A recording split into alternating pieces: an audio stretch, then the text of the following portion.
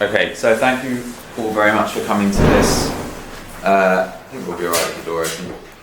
If it gets too noisy, we can close it.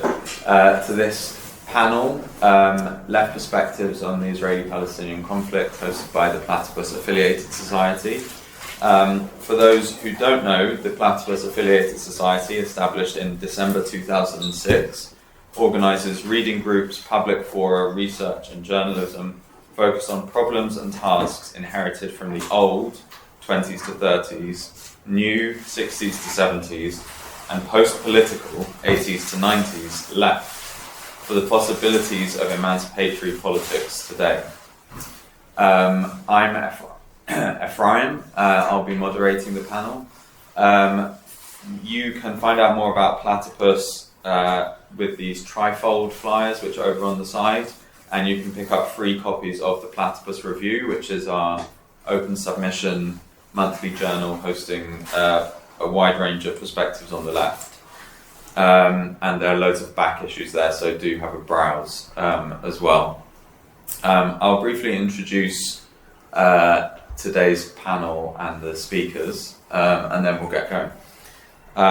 So, while current events are still unfolding and their future course is uncertain, we want to host a discussion that takes a deeper look at the role of the left, both in the West and the Middle East, throughout different historical periods that condition the present crisis. To that end, we are asking all panelists the following questions. How should the left understand the present crisis in the Middle East, its origins and its historical meaning? What role has the left had in shaping these conditions, whether positively or negatively? Is there a left-wing alternative to the present escalation of bloodshed? If yes, what? If not, why not? What are the goals of the left in the broader Middle East? How do these relate to the tasks facing the left here? Which way forward for Palestinian liberation? So to just briefly introduce our speakers in the order which they're speaking, which will be from closest to me to furthest away. Talal Hungari is a socialist who lives in London and has written for several left-wing publications. His website is talalhungari.com. Next, Omar Raii is a speaker from Alliance for Workers' Liberty, a teacher and a member of the NEU. And last but not least, Ralph Leonard is a writer based in Berkshire. His work has appeared in Unherd, Areo Magazine, Sublation Magazine, Quillette, and elsewhere. He is also a regular guest on the Sublation Media show and This is Revolution podcast. Each of our speakers will have 10 minutes to present their opening remarks and then a couple of minutes to respond to each other, and we'll have plenty of time then for Q&A and discussion from the audience. So, without further ado, Talal, do you want to begin? Yes, thank you for organizing this. I would just like to begin by saying I don't consider myself to be a brilliant orator, so I hope I'll be forgiven for any slip-ups or errors that I make. The present attack on Gaza is distinct from Israel's previous massacres, both in scale and intention. Whereas in prior operations, Israel pummeled Gaza mostly to enhance what it calls its deterrence capacity, that is, to terrify the people of the region with its military might. The current plan, according to Israel's actions and the statements of its officials, is to ethnically cleanse Gaza. As many experts have warned, there is a real risk of genocide against the Gazan population.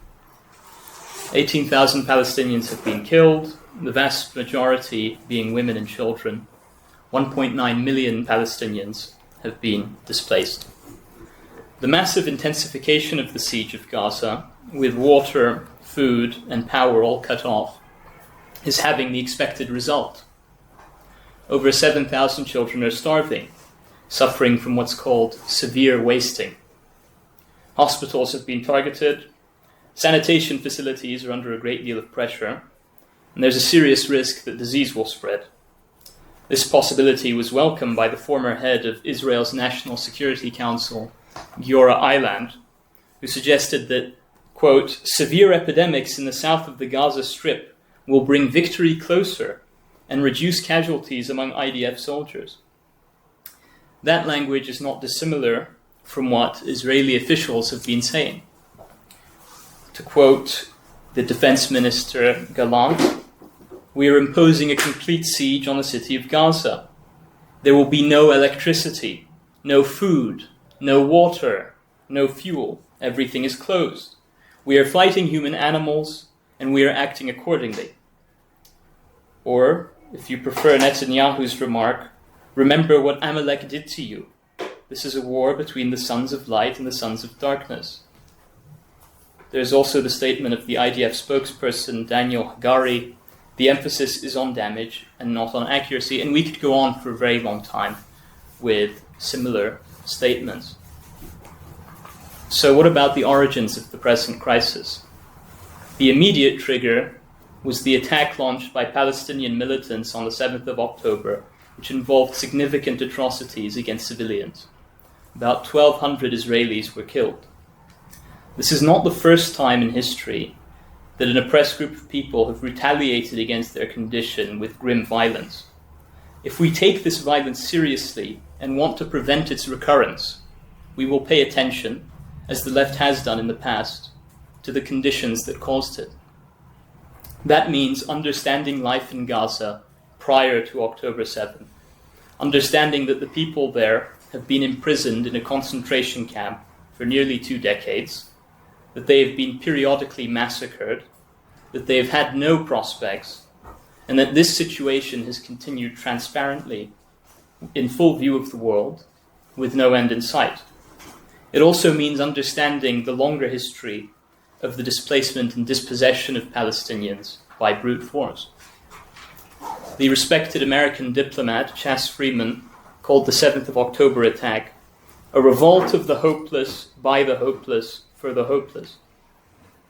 He was correct. It should go without saying that this does not excuse the atrocities. As for the role of the left, it's mostly been marginal. And this accords with the decline of the left in general over the past century. The British Labour movement was historically pro-Zionist, and many on the left, including communists influenced by the Soviet position, were supportive of Israel in its early years. This support has eroded with time, and there's been several landmarks, including the 1982 Lebanon War, the 1987 Intifada, and so on. And this erosion of support from the left seemed to reach an irreversible low point after Israel's 2008-9 massacre in Gaza, Operation Cast Lead. Now, it's safe to say that the ongoing crimes, much more barbaric than previous attacks, are likely to further damage Israel's reputation around the world. In my opinion, the main contribution of the left in recent years has been to help transform public opinion.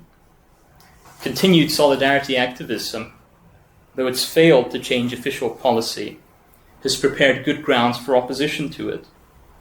In turn, it's created the possibility of building oppositional left politics more broadly. Other notable left activities include the boycott movement, a form of peaceful resistance to Israel's conduct, which has had some success, and the admirable growth of Jewish solidarity with Palestine, especially in the United States, where young Jews have been some of the leading supporters of Palestinian rights. Is there a left-wing alternative to the present escalation of bloodshed? Of course. Anyone who's been to a demonstration will have heard the calls for a ceasefire and for lifting the siege of Gaza. These demands have to be the starting point for preventing the immediate threat of genocide. In the longer term, preventing bloodshed requires ending Israel's system of apartheid.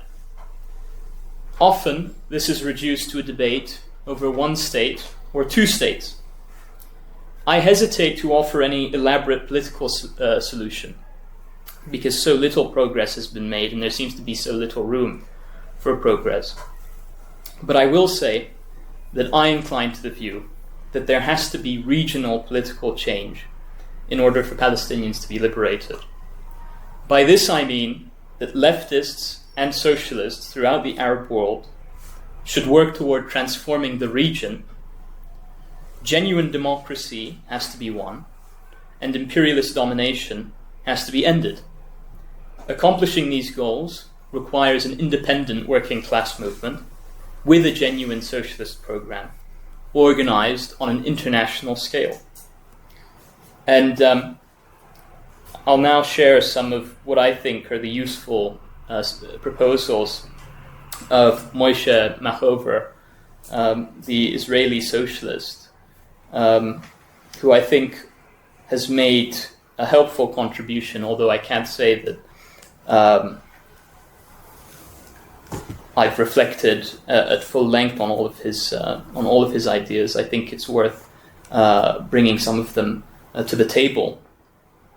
He suggests that in a regional settlement, Israeli socialists could work with their Arab counterparts to end Israel's colonial project, and that Israeli Jews would then essentially become part of a broader socialist union in the Middle East with the same rights as other nations, which I think is an interesting proposal for further discussion. However, since I lack close familiarity with all the conditions that are faced by socialists in the Middle East, I'm not going to venture to suggest what immediate tasks they should set themselves. Finally, coming to the left in Britain and the way forward. After the defeat of Corbynism, the British left has returned to its usual position on the margins. There's a wilderness of far-left sects, many activist organizations, and probably thousands of people outside any group who are disillusioned and feel powerless.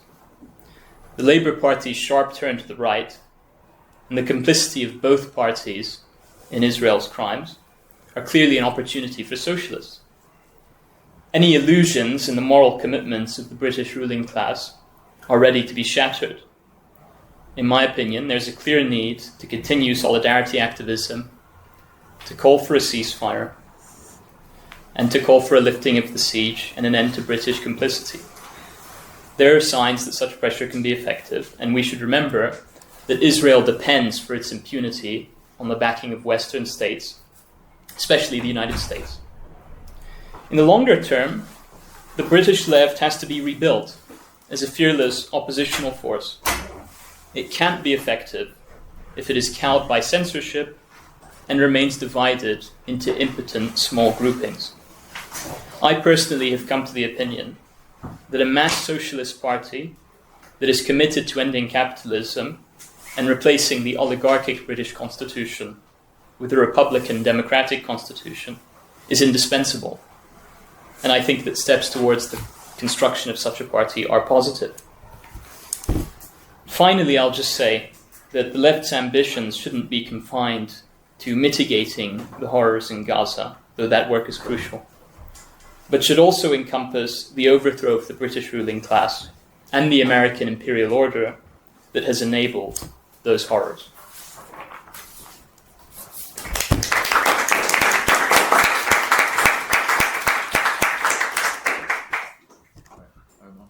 Thank you very much. Okay.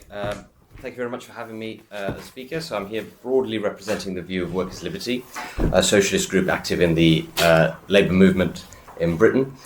Our view, ultimately, going back to the initial question of the meeting about how the left should understand the conflict in Israel-Palestine, the historic conflict, and how it manifests today, is that this is ultimately a case study, a unique case study, as with all such examples, of national conflict between nations and oppression of a specific nation, namely the Palestinian people. Okay, I think the left has historically understood Zionism as correctly as an expression of Jewish nationalism originating in European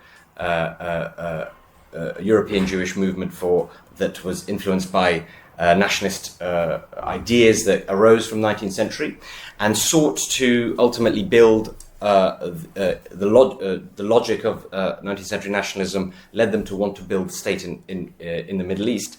And the ultimate cause of the conflict is the fact that nation was created, that state was created, but it was created at the expense of another group whose national identity, though still nascent and still exists, beginning to exist in the late 19th century and early 20th century, just as Zionism was creating an Israeli nation, that nation's the Palestinian, that one nation ultimately became the Palestinian national people. Its historic destiny has always been entwined and always will be entwined with that of the Israeli nation. So our ultimate view is that the Israeli nation has been created for good or for ill, and for the Palestinians this has been done in a process that has been almost universally negative for their experience. It's come at their expense. It has come at the out of a movement situations that have led to their dispossession, led to their occupation, led to their national identity solidifying as a distinct Arab people, but also their national, the expression of their self-determination being quashed and denied by the Israeli state. So our view, ultimately, our response to that ultimately comes from the same response that we have to all national questions, which is that we believe in consistent democracy, we believe in the right of all nations to self-determination, and we are ultimately for a levelling up of the rights in the Middle East for all nations, and in particular the one nation that is denied self-determination, that is the Palestinians, and they're denied primarily at this juncture by the mechanism of the Israeli occupation. Okay, so how we sometimes differ or are distinct from other groups on the left is that we don't shy away from the fact that there is a real Israeli nation that exists, that though the process by which Israel was created and the Israeli nation came into being did involve a colonial movement, and even to this day, obviously, what we see in the West Bank is a continuation of a colonial project, an explicitly colonial project that seeks to deprive Palestinians of land and the Palestinian nation of any kind of future vehicle for their self-expression as a nation and to build a Palestinian state. Our view is to fight for a common political program in the Middle East and elsewhere that recognizes the existence of the Israeli nation as a legitimate nation, like all nations are legitimate, that opposes the Israeli state's not only crimes that it commits, for example, the egregious one that we see as discussed here in Gaza, that is ongoing, that is leading to mass killings and ethnic cleansing, but also its structural prevention of the self-determination and self-expression of the Palestinian national identity, both in the West Bank, both in Gaza, in East Jerusalem, and in Israel proper. Via different mechanisms, the Israeli state has, over the last 70 plus years, managed to both at the same time solidify a Palestinian national identity amongst the distinct Arab people who have been the victims of Zionism, and also at the same time continue to, while that national identity has been solidified and that national consciousness has been raised, the national aspirations of the Palestinian people have been ultimately suppressed, not just by Israel, but primarily by Israel. And our view is that the left has, for large parts of the last few decades, left that analysis a bit behind and mostly moved towards an analysis that sees Israel as representative of, or even the chief representative of, a bloc, an imperialist bloc that exists around the world. Now, while it's clear that Israel is an ally of the main imperialist superpower in the world, the United States, and as leftists we are opposed to US imperialism, both in the Middle East and elsewhere, and as such we are against the Israeli ruling class's alliance with the United States. We do not take Israel's relationship with the Palestinians to be one where we have world imperialist force on one side and an anti-imperialist bloc on the other side. We see what is actually quite a common scenario, which is one dominant military political power oppressing another nation that is in a similar situation that we see elsewhere with regards to the Turkish state and its ethnic minorities, particularly the Kurds, Morocco with respect to Western Sahara, Indonesia with respect to West Papua, and so forth. And we think that kind of lack of appropriate analysis of that situation has led the left to take some dark turns in supporting any groups and any nations that are seen as oppositional to the United States hegemonic power, both in the Middle East and elsewhere. What you see is not only occasionally lack of support for other oppressed nations whose oppressors happen to not be geopolitical allies of the United States, like the Uyghurs, for example, in China, like Ukraine in its struggle against Russian imperialism and domination of their country, but also support for nations whose role both in the region and elsewhere has had a reactionary role historically. The chief examples of this being Syria and Iran, who are, and in particular Iran being what we would describe as a regional imperialist power rather than a global imperialist power like the United States. The Iranian regime and its support for groups like Hamas, who are, of course, a big part of the Palestinian national movement. The Iranian regime's support for that most reactionary of wings of the Palestinian national movement is clearly part of Iran's geostrategic and imperialist aims within the region. And our view as Workers' Liberty is that we're against all imperialist domination, including that of countries like Iran, even though they are imperial powers as compared to the United States. What we think is that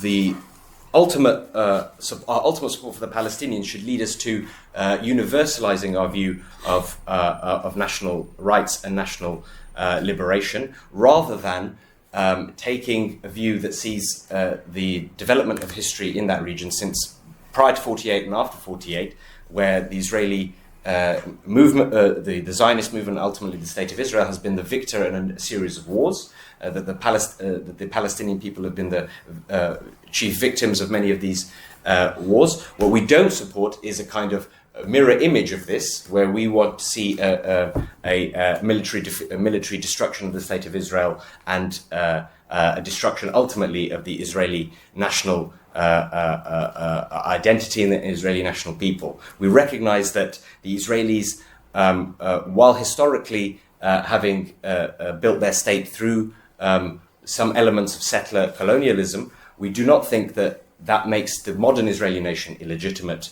any more than any other nation is illegitimate. The fact that the Israeli population is, of course, generally very pro-chauvinist and increasingly is supportive of right-wing parties, has been for the last 20 years, not just right-wing parties, but increasingly openly colonial and chauvinistic and annexationist and advocating expulsion of the Palestinians. We do not regard any nation's rights to be contingent on the political views of the majority of the people there, any more than we would say that about the Russian people or the Turkish people. We absolutely are in favor, ultimately, of unifying Israeli workers and Palestinian workers as we are with the wider regional working class. And the main obstacle to that is there are many obstacles to that, but the main obstacle to that is the oppression of the Palestinian people, the Israeli state's denial of the Palestinian national identity to be expressed in terms of self-determination in a Palestinian state. And so we advocate for a common program that sees for a democratic, secular Israeli state next to a Palestinian state as part of a revolutionary change across the Middle East, where, as previously mentioned, the Middle East has multiple states whose democracy is lacking, and we think the recognition of the nations and the minorities across the Middle East, the Arab and non-Arab minorities, the Christian, Muslim, Jewish, Druze, etc., minorities in the Middle East, needs to be put forward as a common program. And we don't back statist kind of answers to the conflict, where we support, for example, military powers like Iran or like Syria against this other military power, Israel. Just 1 minute. Just 1 minute. Yeah, I'll just wrap up with our organisation has been involved in supporting, in putting forward the program of two states and solidarising with forces in Israel, Palestine, Arab and Jewish, in particular in the example of Standing Together, which is a kind of civil society organisation in Israel that fights on the program of opposition to war, opposition to racism in Israeli society, and ultimately supports the idea that Israeli and Palestinian people have a right to equal and consistent democracy in the Middle East.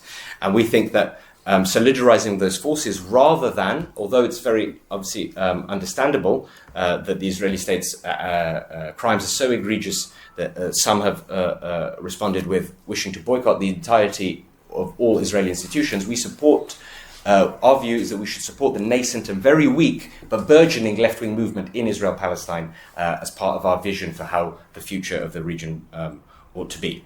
Yeah, thank you.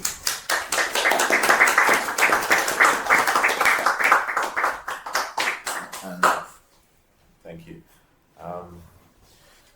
The so-called Oslo peace process was dead years before October 7th and the current crisis in Palestine.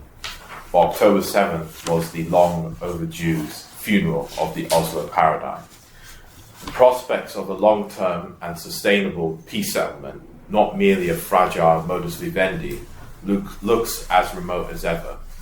Israeli politics is gripped by a racist chauvinism, hell-bent on making sure a retribution of biblical proportion is inflicted on Gaza for the humiliation of October 7th.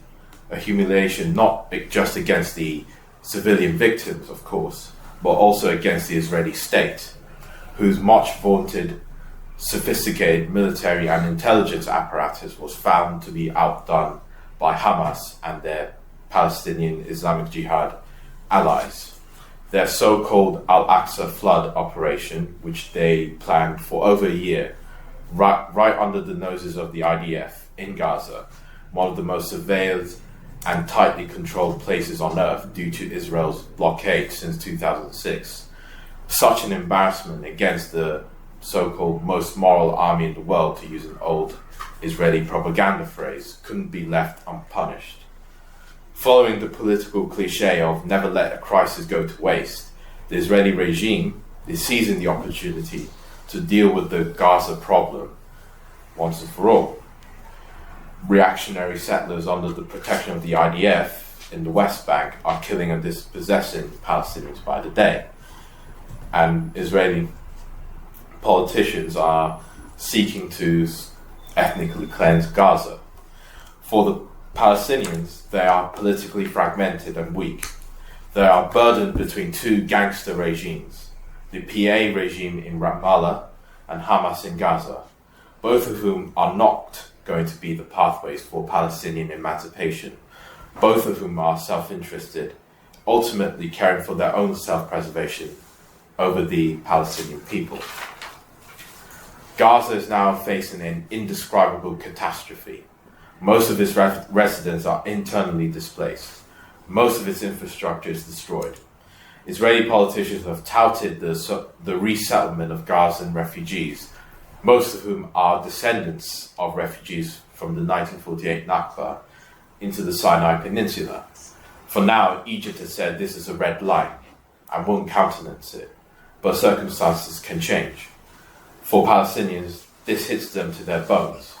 The scenes of Gazan families trekking away from their homes, carrying what they can carry, springs to mind similar scenes from the Nakba of 1948 or the Naksa of 1967, where 300,000 Palestinians were expelled by the Israeli army from the West Bank after the conquest of 1967.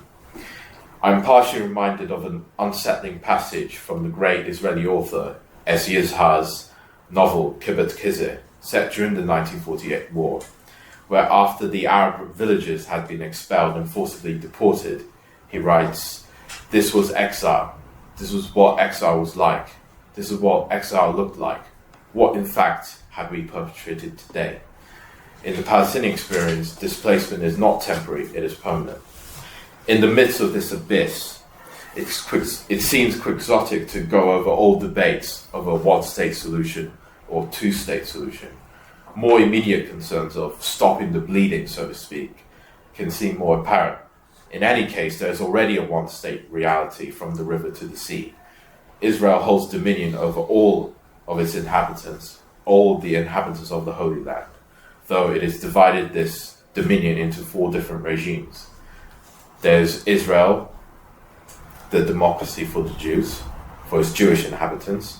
There is the condition of the Palestinian Israeli citizens who have formal equality and civil rights, but face structural discrimination.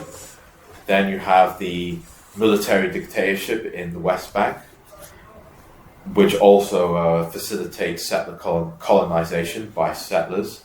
And then you have Gaza, which is more or less a prison, and where Israel holds the key to that prison. It is in this context that our left, one that is internationalist and capable of intervening and having an effect on the world stage, is desperately needed. But this left, as we speak, doesn't exist. It's weak in the West, in Israel, and among the Palestinians. But because of this weakness, some parts of the left, maybe out of desperation or cravenness, tails behind Hamas, because they embody Palestinian resistance against Zionism. But isn't this fetish of resistance, despite the bellicose and radical posture, actually quite a conservative notion? Doesn't resistance merely react to the power structure you're fighting against, presuming it will always be there, but all you can do is merely resist against it, instead of being something more transformative and, shall we say, more revolutionary?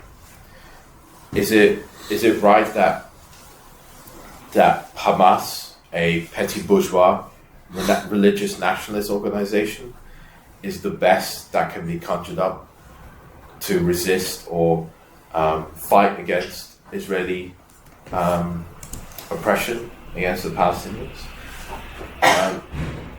Can't the left think up its own independent position against Israel and what it's doing to the Palestinians, and offer a better alternative for both peoples, both nations in the region? In some sense, the what's going on in Gaza is in a sense a consequence of the defeat of the Arab Spring revolutions in 2011, and what the catastrophe that was inflicted on the Syrian people was a preview of what was to come, or what could happen more in the future.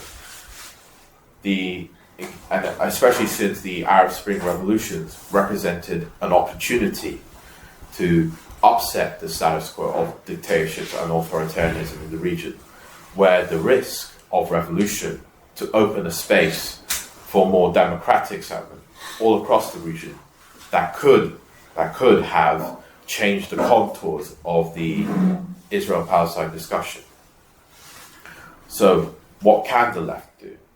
Indeed, there's only really one position that any true revolutionary left position can have, which is to advocate for Jewish and Arab solidarity, one rooted in proletarian solidarity, as part of a wider, more arduous struggle, a human struggle, to abolish the realm of necessity and erect the kingdom of freedom.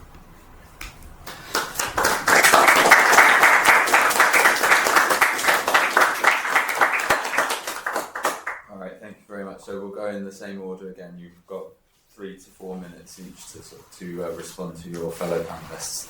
Talal. All right.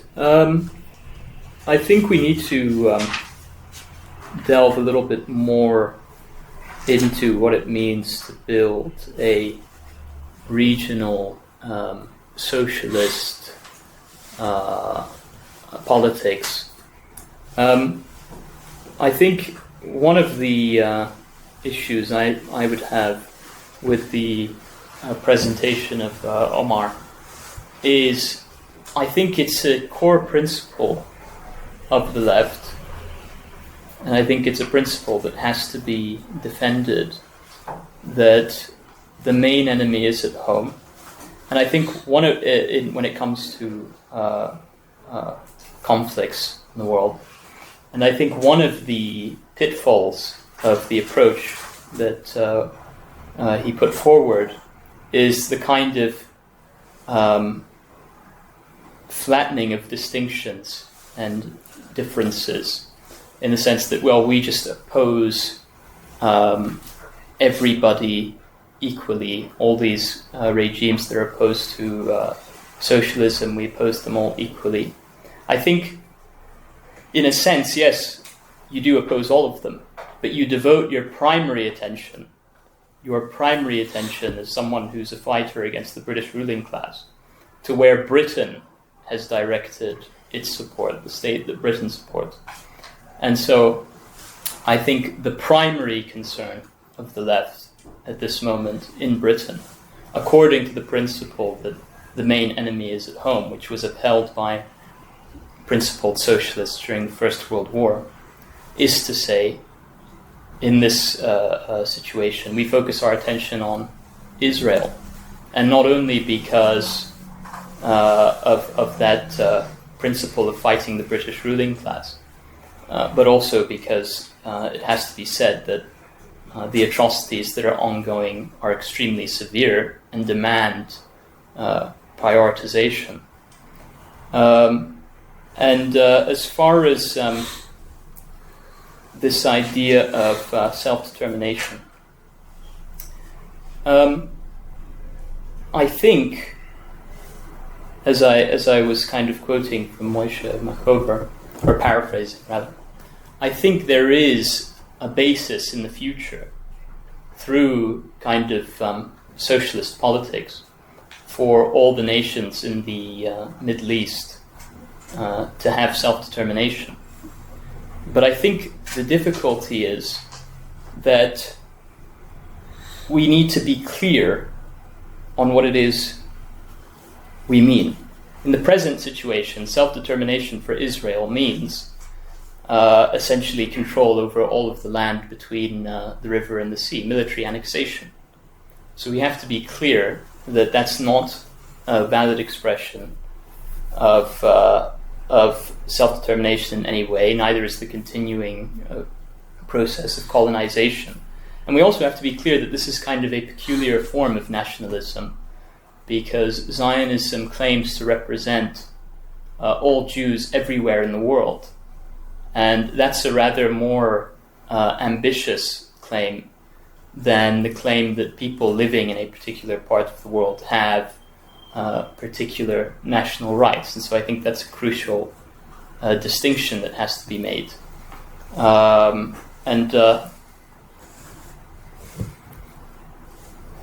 think that's probably sufficient for the moment. Omar? Sure, thank you. My response, I would say, to what's been said and what's been discussed with regards to what I've mentioned is that although we agree that the British ruling class is our enemy in an immediate sense for the British working class here, we don't ultimately think the Israel-Palestine dynamic, is what some on the left seem to view it as, which is that Israel's oppression of the Palestinians is in some sense sort of a vanguard of world imperialist oppression of the global South. What we see it as, obviously there is historical reasons to view the global South's relationship with the global North in that way. But what we see in Israel-Palestine is the consequence of the actions of an Israeli state whose national ideology is ultimately nationalist, and we're against ultimately all forms of nationalism, even benign forms of nationalism in an ultimate sense. But the nationalism of an oppressive state that oppresses the Palestinians, obviously we firmly oppose. We see Israel's actions in the West Bank, its colonial project. We see its massacres and attacks in Gaza as the fulfillment of an extreme chauvinist wing of Israeli national ideology, not as a sort of a task that Israel is accomplishing on behalf of or in conjunction with Britain or even the United States. While the British state is a kind of ally of Israel in a broad sense, its support for Israel is really similar to its support for other bourgeois Western liberal bourgeois democratic countries that it sees as allies. And also non-bourgeois democratic countries like Saudi Arabia and things like that. And so we oppose Britain's really sub-imperialist role. It really plays a kind of sub-imperialist role with the EU and the US usually. It hasn't really implemented an independent imperialist policy since Suez, we would say. While we oppose imperialist alliances, we also are clear to say that there are other imperialist forces in the Middle East that are in the wider Middle East that are negative and a block towards liberation of the Middle East generally. So obviously not directly affecting the Palestinians is the issue of the oppression of the Syrian people, by the Assad regime, which is uniformly the consequence of Iranian, Russian imperialist policy in that region. That has had a huge effect of solidifying the forces of reaction in the Middle East, which is a huge stumbling block towards regional change. So although not directly the issue with regards to Israel-Palestine, it is one of the huge stumbling blocks towards working class solidarity in the Middle East. And so we do not, although we may agree, yes, the United States plays a more reactionary role in its support for the Israeli state and in Israel-Palestine, it is not the only reactionary role. And just because it is more of a imperialist power and therefore more of a stumbling block, we don't think ignoring our criticisms of other reactionary forces is necessary. I'd like to add also that the crucial thing is that Israeli national self-determination is not what is being expressed in the occupation of the West Bank and the colonial project in the West Bank. What you see in the West Bank is the consequence of chauvinism within the national, the existence of a national project. You see exclusivism. You see annexationism and expulsionism. These are obviously wings of all forms of nationalism, extremist forms of nationalism. And ultimately, this is why we're against nationalism, because it is sort of a politics that says, I am at best indifferent to the working class of other nations. I want, my view is always predicated on what is best for my nation. So we're against that to core. But while being against nationalism, we're not against national self-determination. And it's because we're against nationalism, really, that we're in favor of consistent democracy and leveling up of national rights. Because the denial of Palestinian national rights, actual national rights, not just human rights, of course, as you can see in Gaza and land rights, things like that, but actual national rights, which are denied to the entirety of the Palestinian people, which include the Palestinians in Israel proper. That is a stumbling block to solidarity between the Israeli and Palestinian working class. So, national self-determination is obviously not something that's an urgent issue for the Israelis because they actually have an Israeli national state. But it's an urgent issue for the left to understand that there is an Israeli nation and there is a Palestinian nation, and there needs to be self-determination for both peoples on the land. We are obviously in favour also of limited, no physical borders, no actual borders for people to move, just as we support free movement in Britain and in the European Union, things like that. But we do believe in the right of nations to self-determination. Yeah. All right. Thanks, Ralph. I think in Talal's introductory speech, he refers to October 7th as the revolt of the hopeless. And I want to ask, are Hamas part of the hopeless? And it seems to me that you have to get that distinction right, because Hamas are not part of the wretched of the earth. They are a political outfit, and they alongside their PIJ allies, conducted the so-called Al-Aqsa flood, not out of some kind of reactive, desperate reaction from the oppressed, but because they did for political reasons, because they are a political outfit and they have their own political agenda, and that's how they should be judged and critiqued, just like any other political organization would be. So that's the first thing. And second thing is, I think on this question of what we can do and what our relationship, this is the whole Liebknecht's phrase, the main enemy is at home.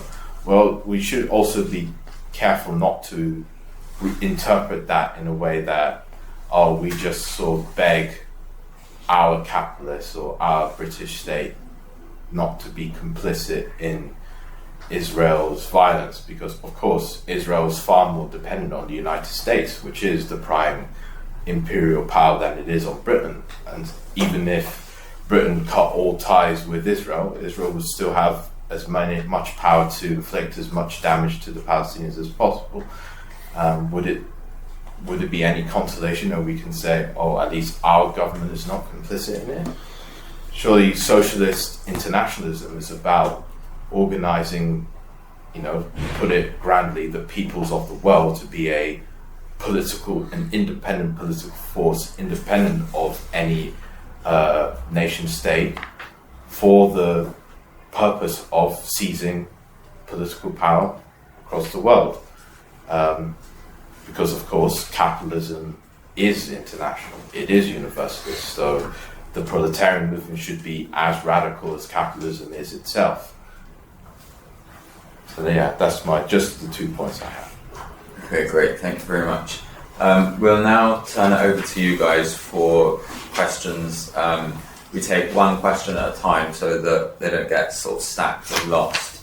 And each of the panelists will be able to respond. You can choose to address your question to one panelist in particular, but other people can still speak to it. So raise your hand if you've got a question. Yes, here. So my question is mainly directed at Omar, because you said you accept the existence of an Israeli state, and you called for fighting against racist tendencies within Israeli society. You mentioned the Stand Together campaign and the support of it.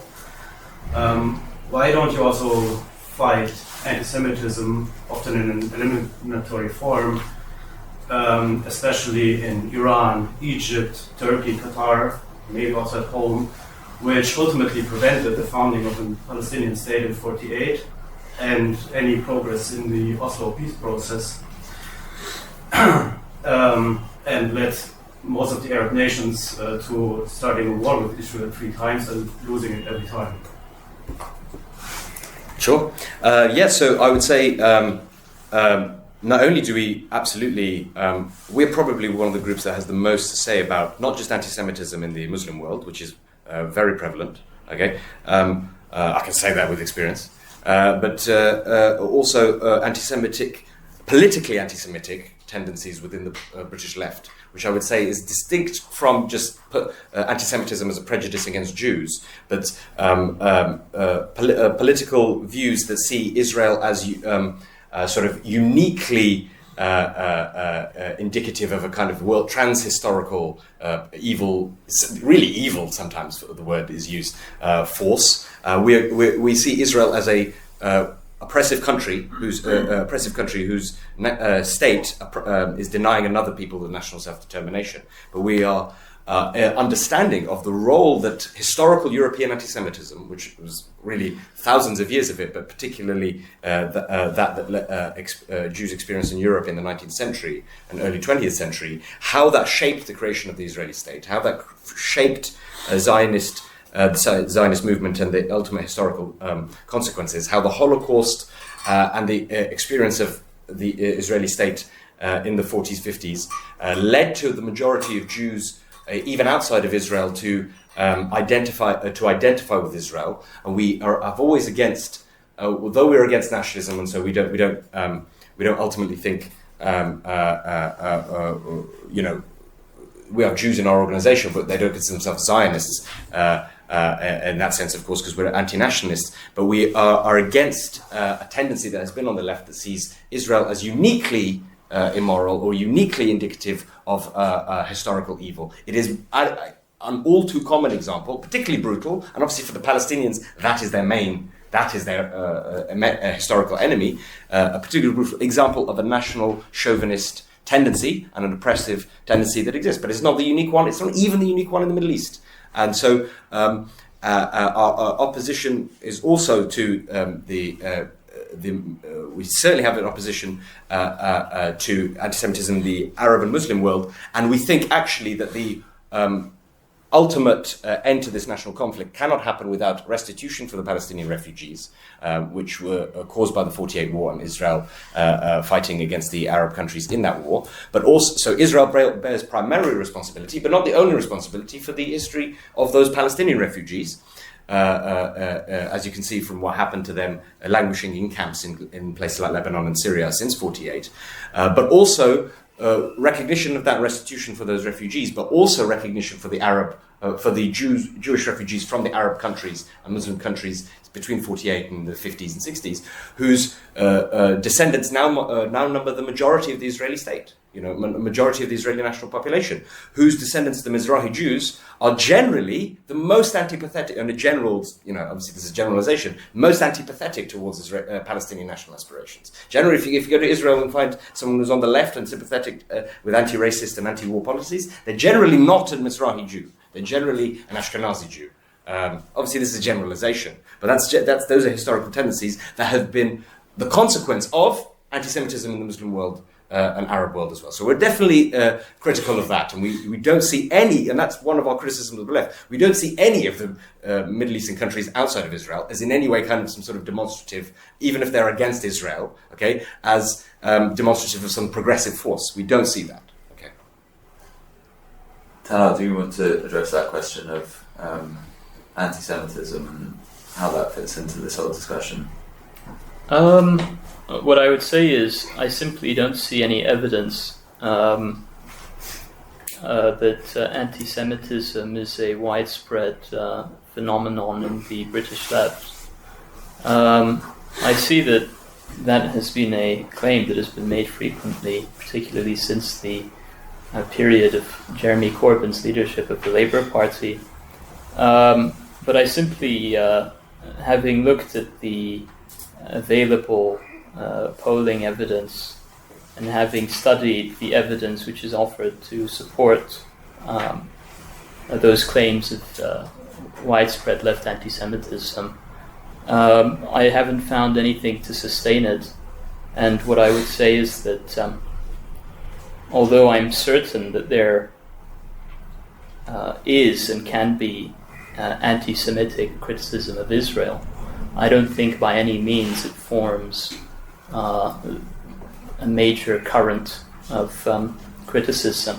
And we've had a similar, and also a fear is that this kind of understanding tends to strengthen the state's attempts to repress Palestine solidarity activism.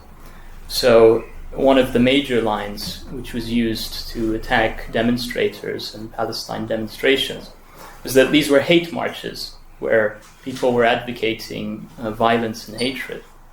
And what was the evidence for that? Well, people brought forward some images on social media, and they curated content on social media of objectionable signs or objectionable conduct.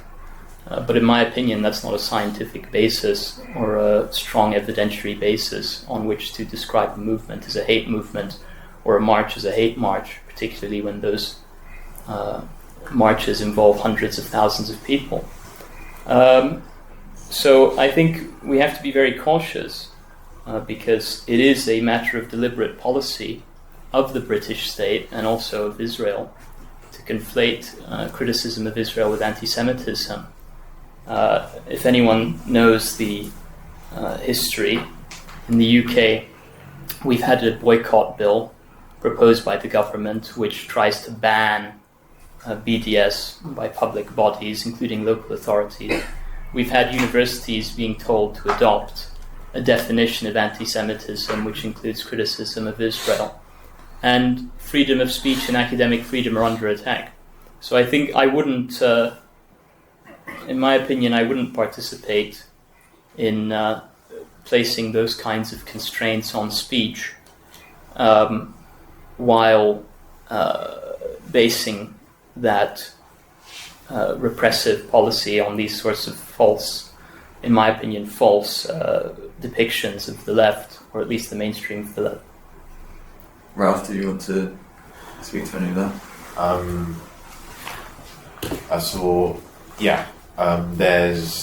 Yes, it is true that there is anti-Semitism in the Arab world through a kind of Arab nationalist kind of blood and soil type anti-Semitism. You particularly see it in like Iraq and Syria with the Ba'athist regimes, and where they pumped out sort of.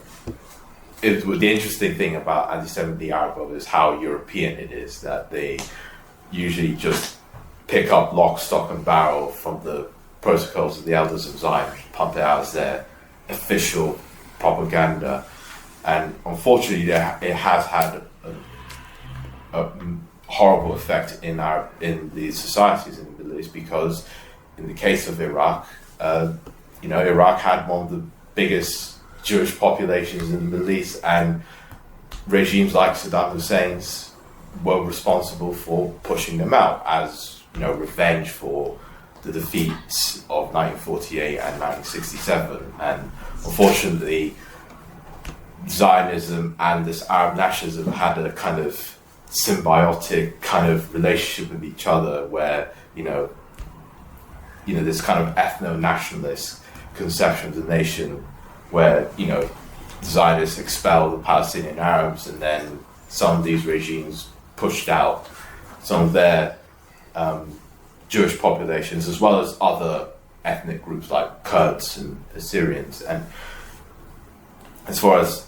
anti-Semitism on the left, yes, of course, you can find a kind of pseudo critique of Zionism that implants certain anti-Semitic kind of imagery, like the Soviet Union used to do this back in the day, where they would talk about international Zionism as if Israel kind of has a sort of bigger effect on world affairs than it really does. So that sort of stuff obviously exists. At the same time, I wouldn't agree with.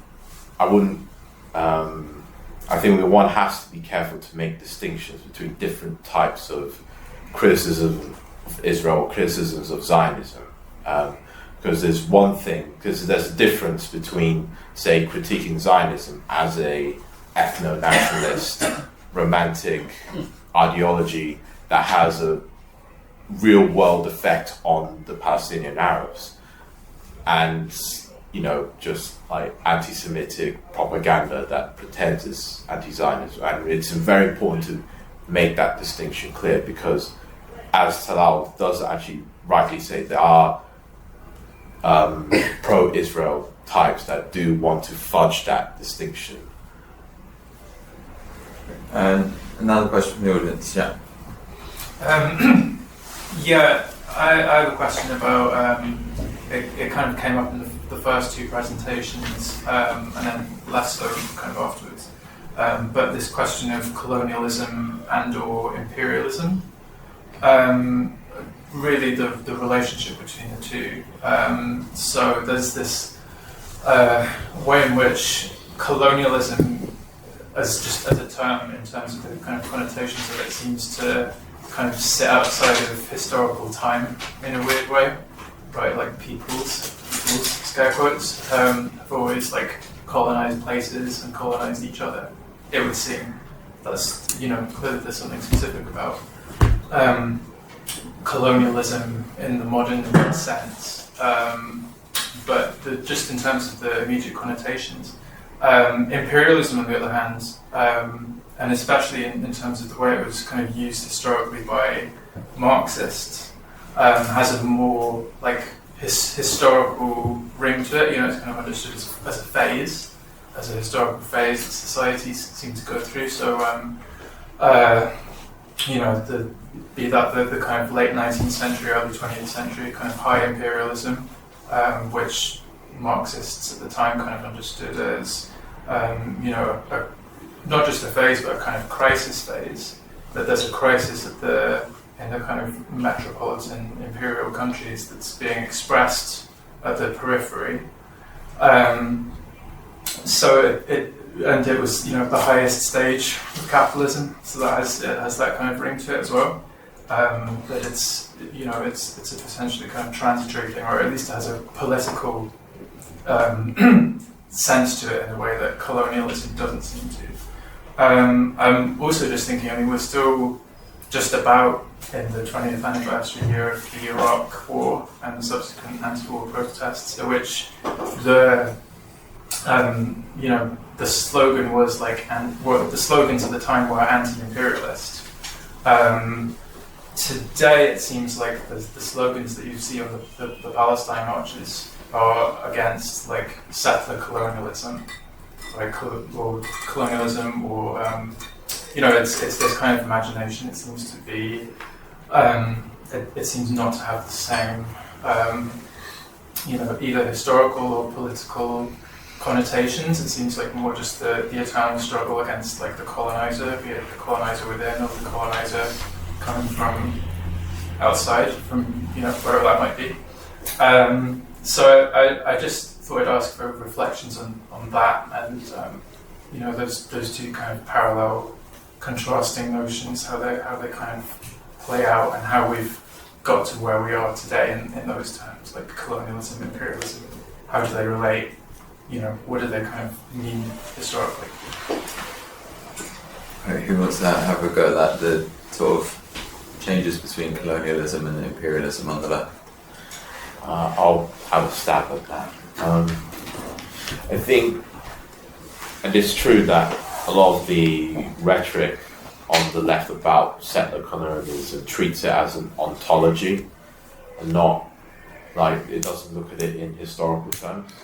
So, for example, with Zionism, I think one can obviously describe it as a settler colonial movement, but you have to understand it historically.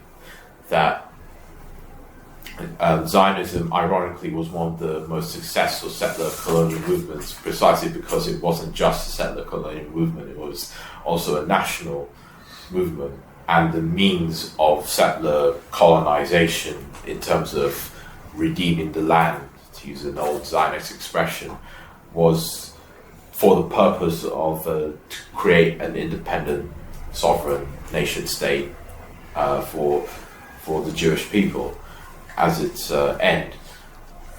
And I think part of the problem is that in the left, yes, that this, like I said before, is treated as like an ontology, that it's that's the main dialectic of history. It's settler versus native, and not proletariat versus bourgeoisie, and that's where you kind of get some more kooky rhetoric about abolishing Israel, or destroying Israel, or trying to reverse trying to reverse history like that, but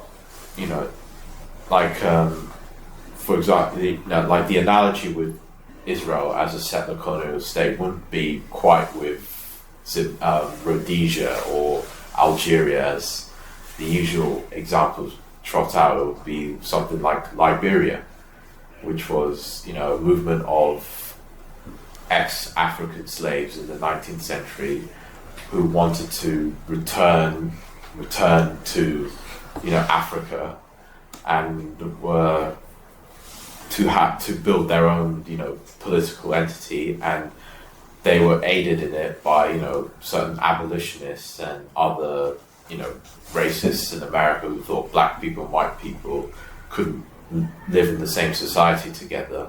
And ironically, this is kind of similar with Zionism, because there were anti-Semites who were quite on board with the Zionist project because it meant shipping out their Jewish populations to Palestine, where they felt that's where they really belonged. So there is a complicated history with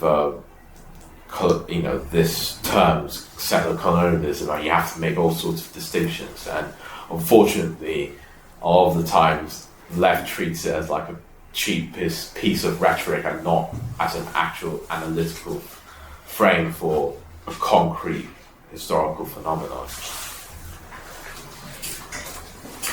Omar, Talal, do you want to speak to this issue? Yeah. Go on, tell us. I agree that when we discuss colonialism, we need to make some distinctions. So I think there is a distinction between exploitation colonies of the kind that you had, for example, in the West Indies, where a very small population of planters exploited a large population of slaves for profit, and then colonies which are actually settler colonies, where you have a large transfer of population, and where largely settlers labor for themselves rather than exploiting other forms of labor. So in that with that distinction, Israel clearly falls into the settler colony case, and I would say, although some people do use it in a sloganeering manner, I think there's a practical, concrete reality there, which is ongoing and has to be addressed.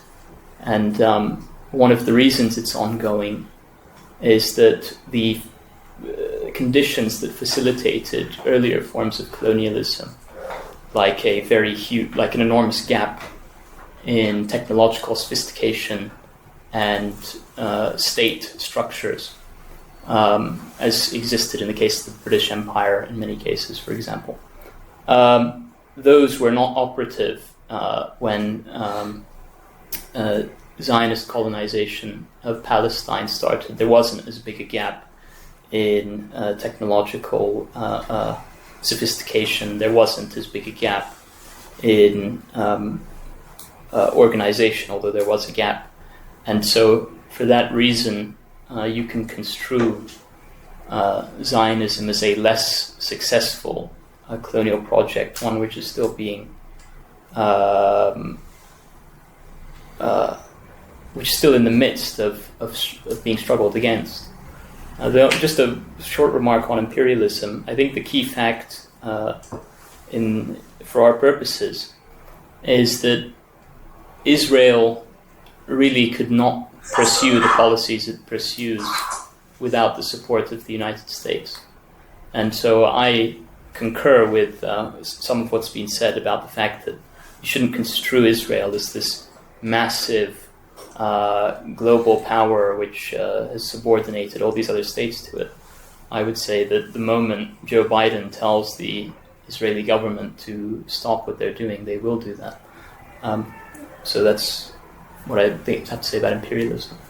Ralph, do you want to come in on that? And just to add on that, if you look at the history of the Zionist movement, they've always predicated themselves on having a great power alliance. So obviously the British Empire during the Mandate, the Soviet Union during the war, 1948 war, France until 1967, and then of course the United States after 67. So even for all the talk about on the Zionist movement about Jews being independent for themselves, it is just the fact that Israel has been largely dependent on great powers for external protection against enemies and arms and all sorts of other stuff like that. Omar, did you want to? I think that's true. I think a lot of it is a bit of both a simplification and also a kind of inevitability of the fact that Israel, as a small country and with a nascent movement, it always definitely had wings, important, powerful wings, probably that sought the creation of, sought the kind of realization of Zionist aspirations through the patronage of big powers. The Ottoman. Had some talk to the Ottoman Sultan and the German Kaiser and obviously the Balfour Declaration, things like that. So certainly that was a huge part of Zionism, but it wasn't the. It's not the full understanding of Zionism that some people, I think, have a bit of simplistic understanding of Zionism being a creation of Western imperialism. Even I mean, literally, you do hear that. I think Zionism, like all national movements, really, all national movements sought support from geopolitical allies for their national movement as against.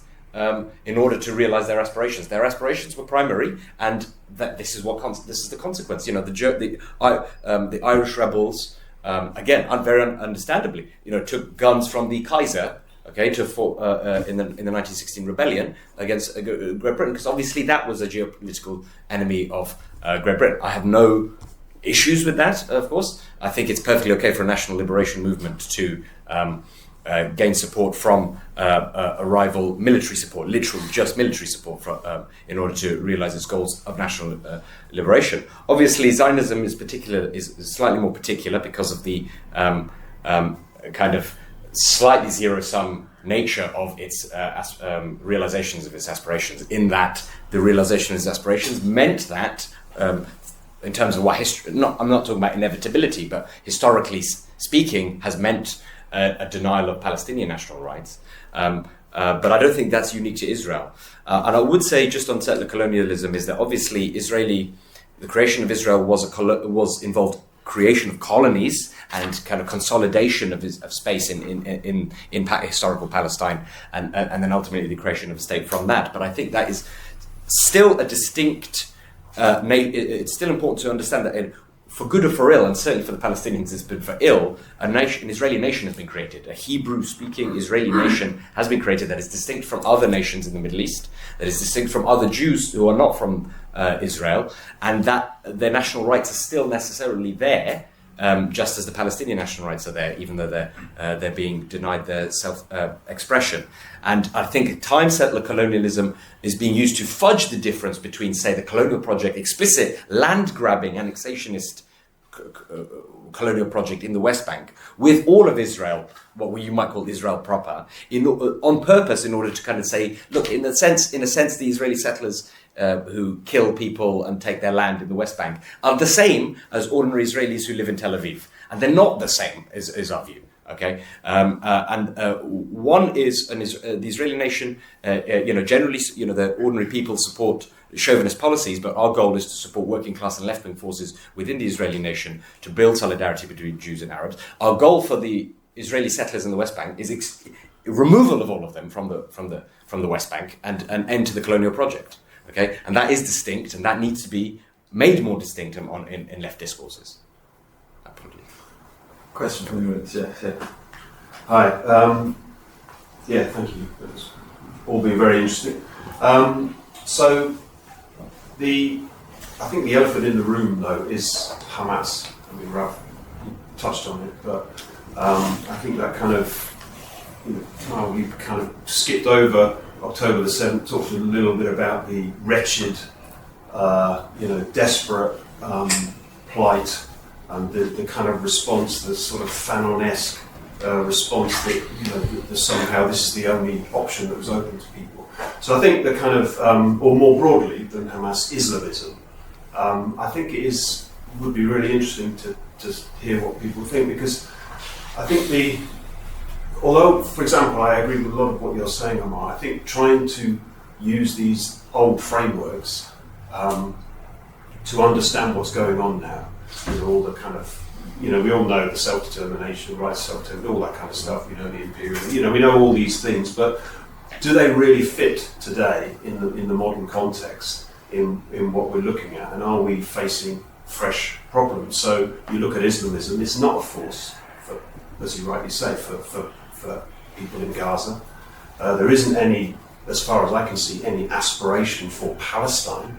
much as we'd like there to be, I too would support a Palestinian state, but I can't see where that's coming from, really. Hamas aren't talking about that, they're talking about a broader, well, a caliphate or whatever, you know. So Islamism as a political movement, I think is a serious problem. It's a serious problem for the people of Gaza. It's obviously a serious problem for Israel, you know, because in my view, they would trade security for. It's ridiculous to say it's ethnic cleansing. I mean, it's just genocide. All these bullshit terms. It's just, you know, on a different. But it's a problem for us over here as well. I think it's a problem for us in the sense that you see these, you know, that guy in Paris the other day who killed a German and, you know, wounded a Brit, and he says, "Oh, it's because I was feeling upset about Gaza." You know, it's a problem for us over here that our young people are disoriented and unable to really look October the 7th in the eye and say, no, nothing justifies that. Nothing justifies what was done there. So I kind of feel like somehow, I hold to a lot of the original ideas that we on the left had, rights of nations, all this kind of thing. But I feel that they don't really fit. If you try and squeeze what we're looking at today into that box, it doesn't really help us, because we're talking about, I don't know, workers across, you know, Jewish workers and Gazan workers uniting to build a new movement. I mean, how are you going to get past Hamas to do something like that? It just doesn't fit. So I feel like we're facing fresh problems that we need to maybe even have a fresh language and a fresh approach to. Much as I love the left. Long live the left. Okay, who wants to go first? Hamas. I can say a little bit about Hamas, which is, I think, you know, it is not unique in history for a national liberation movement to have a wing, a dominant wing that is not left wing, basically, not aspirational for kind of universalist, secular, democratic values that we would wish they do. Sometimes they do, but sometimes they don't. And I think Hamas, it has to be understood as, although it cannot be understood without understanding its Islamist history and Islamist present, and its Islamist program for Palestine. It's a theocratic program for Palestine, which is why ultimately we cannot support it, even if it didn't, you know, murder innocent civilians and do sexual violence against innocent people, things like that. Even if it didn't do that, its program is not one that the left can support. But we do nevertheless, unfortunately, have to deal with the reality that Hamas is also a nationalist movement. Okay, just like the Viet Cong and the Ho Chi Minh cannot be understood without understanding Stalinism or without understanding Vietnamese nationalism and anti-colonialism. They're both present there in Hamas's history and in Hamas's actions. One of the problems that I think people on the left kind of sort of have missed is the kind of in their kind of tacit kind of support for Hamas.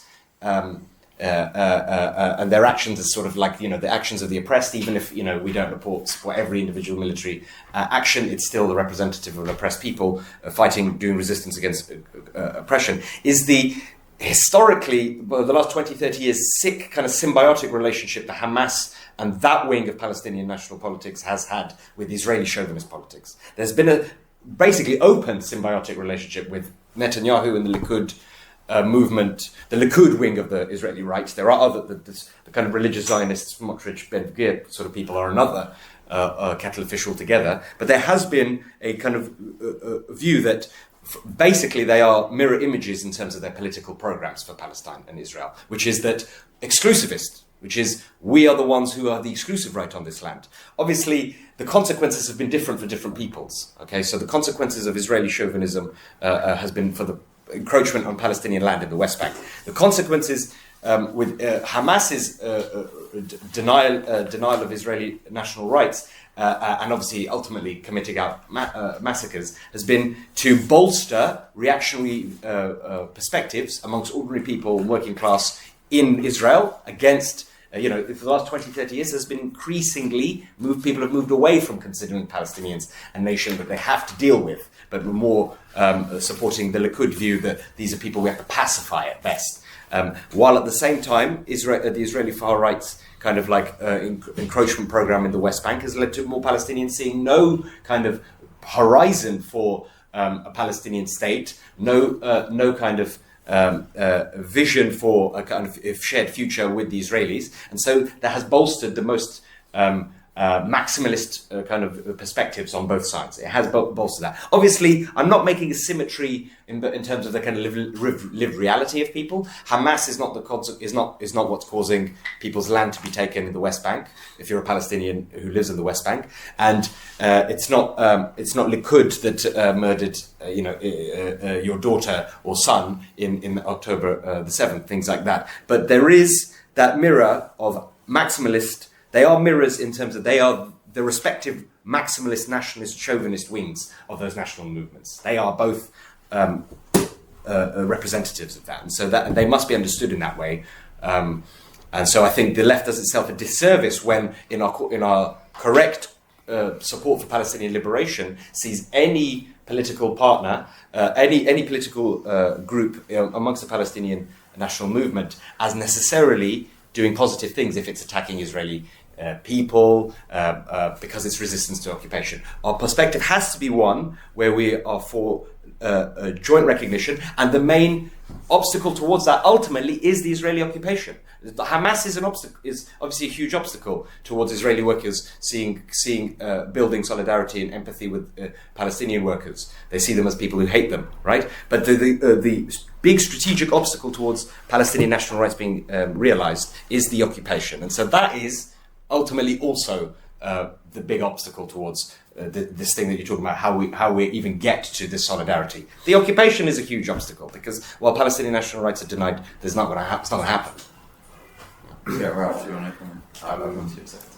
Because there've been a lot of analogies to what October the 7th was. I remember Norman Finkelstein compared it to John Brown's raid on Harper's Ferry, or Nat Turner, Nat Turner's rebellion. And really, the actual analogy that I can think of would be, if you're familiar with the Algerian struggle, the Battle of Philippeville, where not as many people were killed there, but the same kind of quality of violence was done in that context. And I remember reading Albert Camus' sort of reaction to it, where he said, and look, I can support any liberation struggle, but I just cannot support the murder of women and children under any circumstances. And you can just finish that argument there.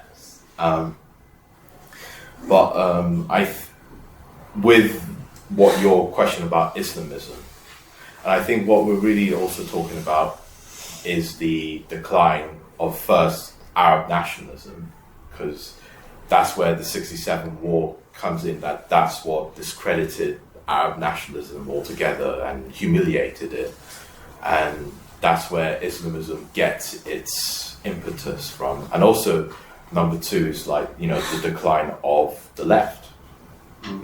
Us, this socialism that, Hamas or Palestinian Islamic Jihad and all these other Islamist organizations are symptoms of, the decline of the left, both in the Middle East and even here, because, you can tell that even a lot of pro-Palestine activism here, there is that kind of, you do have sort of certain Islamist groups that sort of hang on to that, and they put their Palestine activism through a very specific lens. It's not national liberation as it would have been in the 60s and 70s and 80s, where you had, the PFLP and, the other DFLP and all these other groups, but it's through this kind of Islamist sort of narrative that Palestine is Muslim land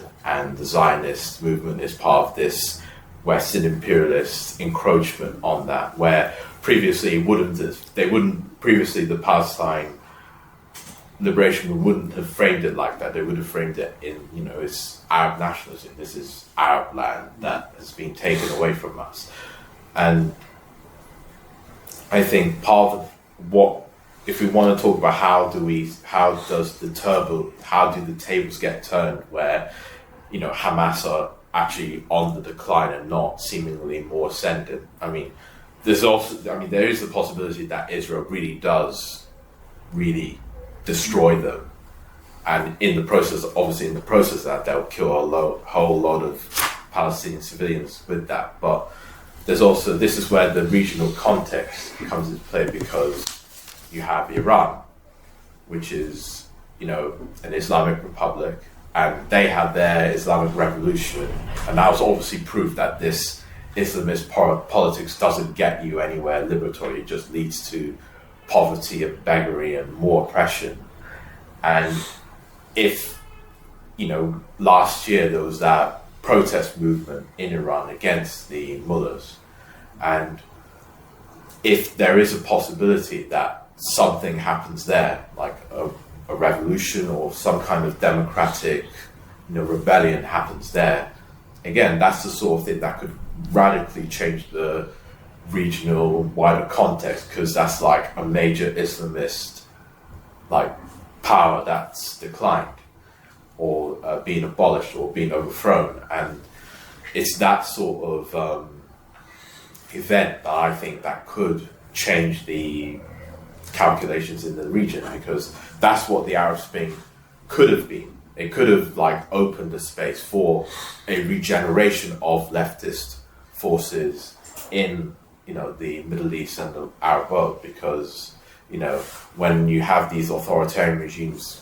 and these societies in revolutionary upheaval, spaces are opened up for new ideas, new movements, new things to develop. And it's that sort of thing that I think could really change the dynamics of not just Israel-Palestine, but other questions around the Middle East, whether it's Kurdistan or democracy or Western Sahara, which is the other dispossessed people backed, who are oppressed and occupied by a Western-backed occupation.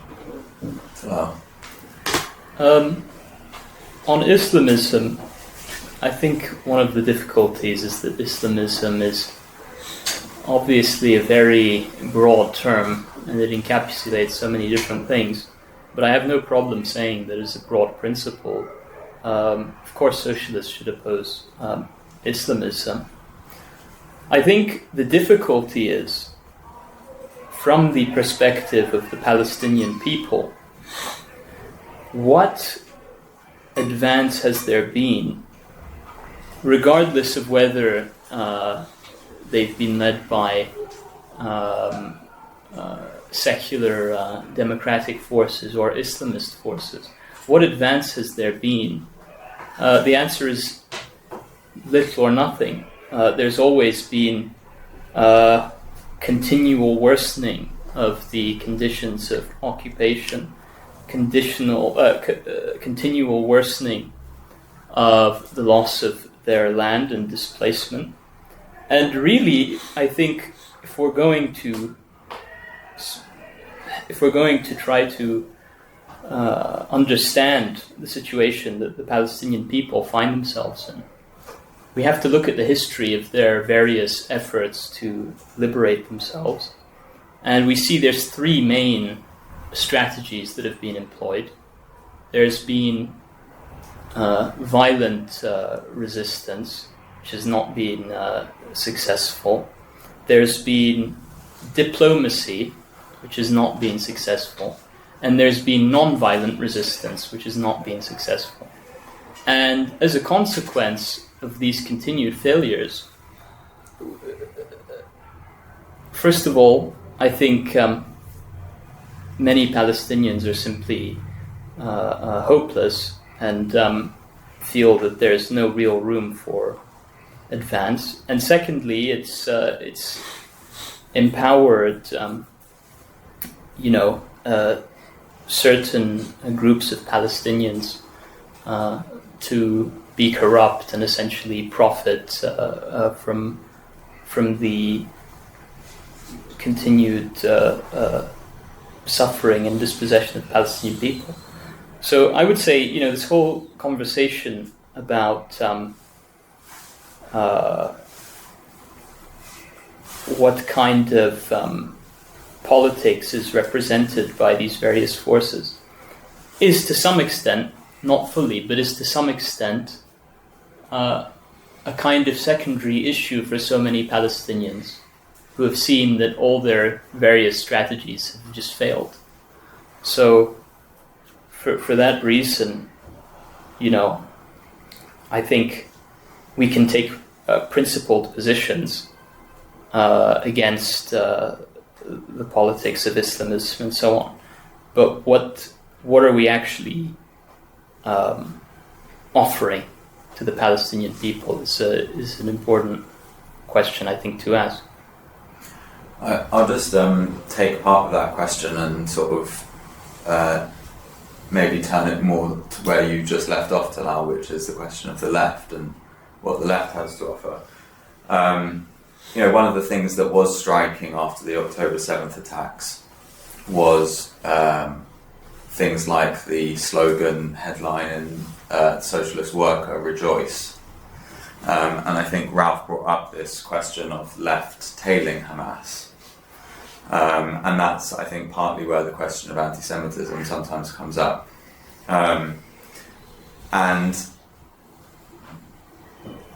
There's Talal, you also spoke about the character of the marches. You were defending them from the accusation of being hate marches, and I think rightly raising the issue of civil liberties with respect to that. But I guess my question is about where is the left now?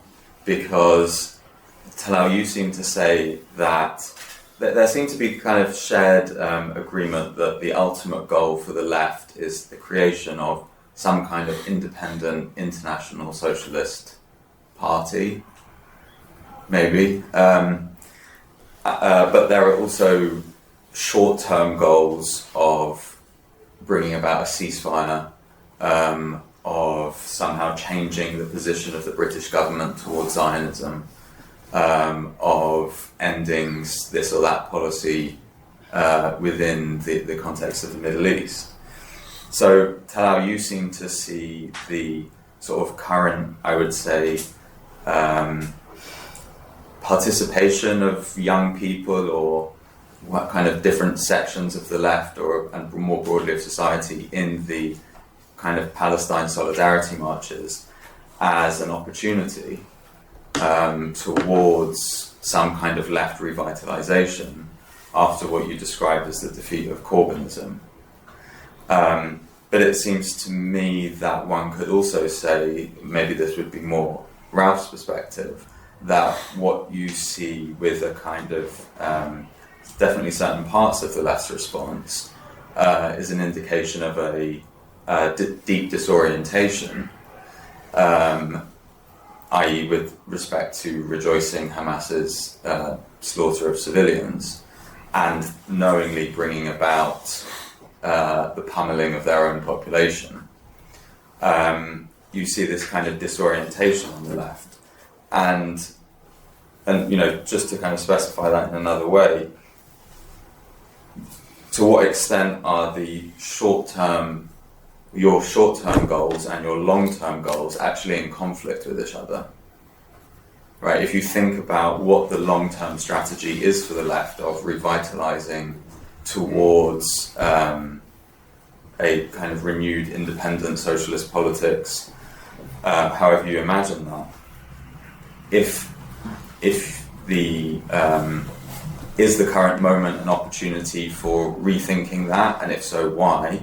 Or is there a kind of contradiction or conflict between competing short-term and long-term objectives for the left? So where is the left now?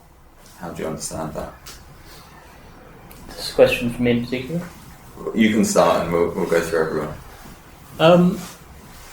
Well, the first thing I would say is I don't see that there's any contradiction between the immediate demands that have been put forward for preventing ethnic cleansing or genocide and the long-term goal of building a independent socialist movement or party.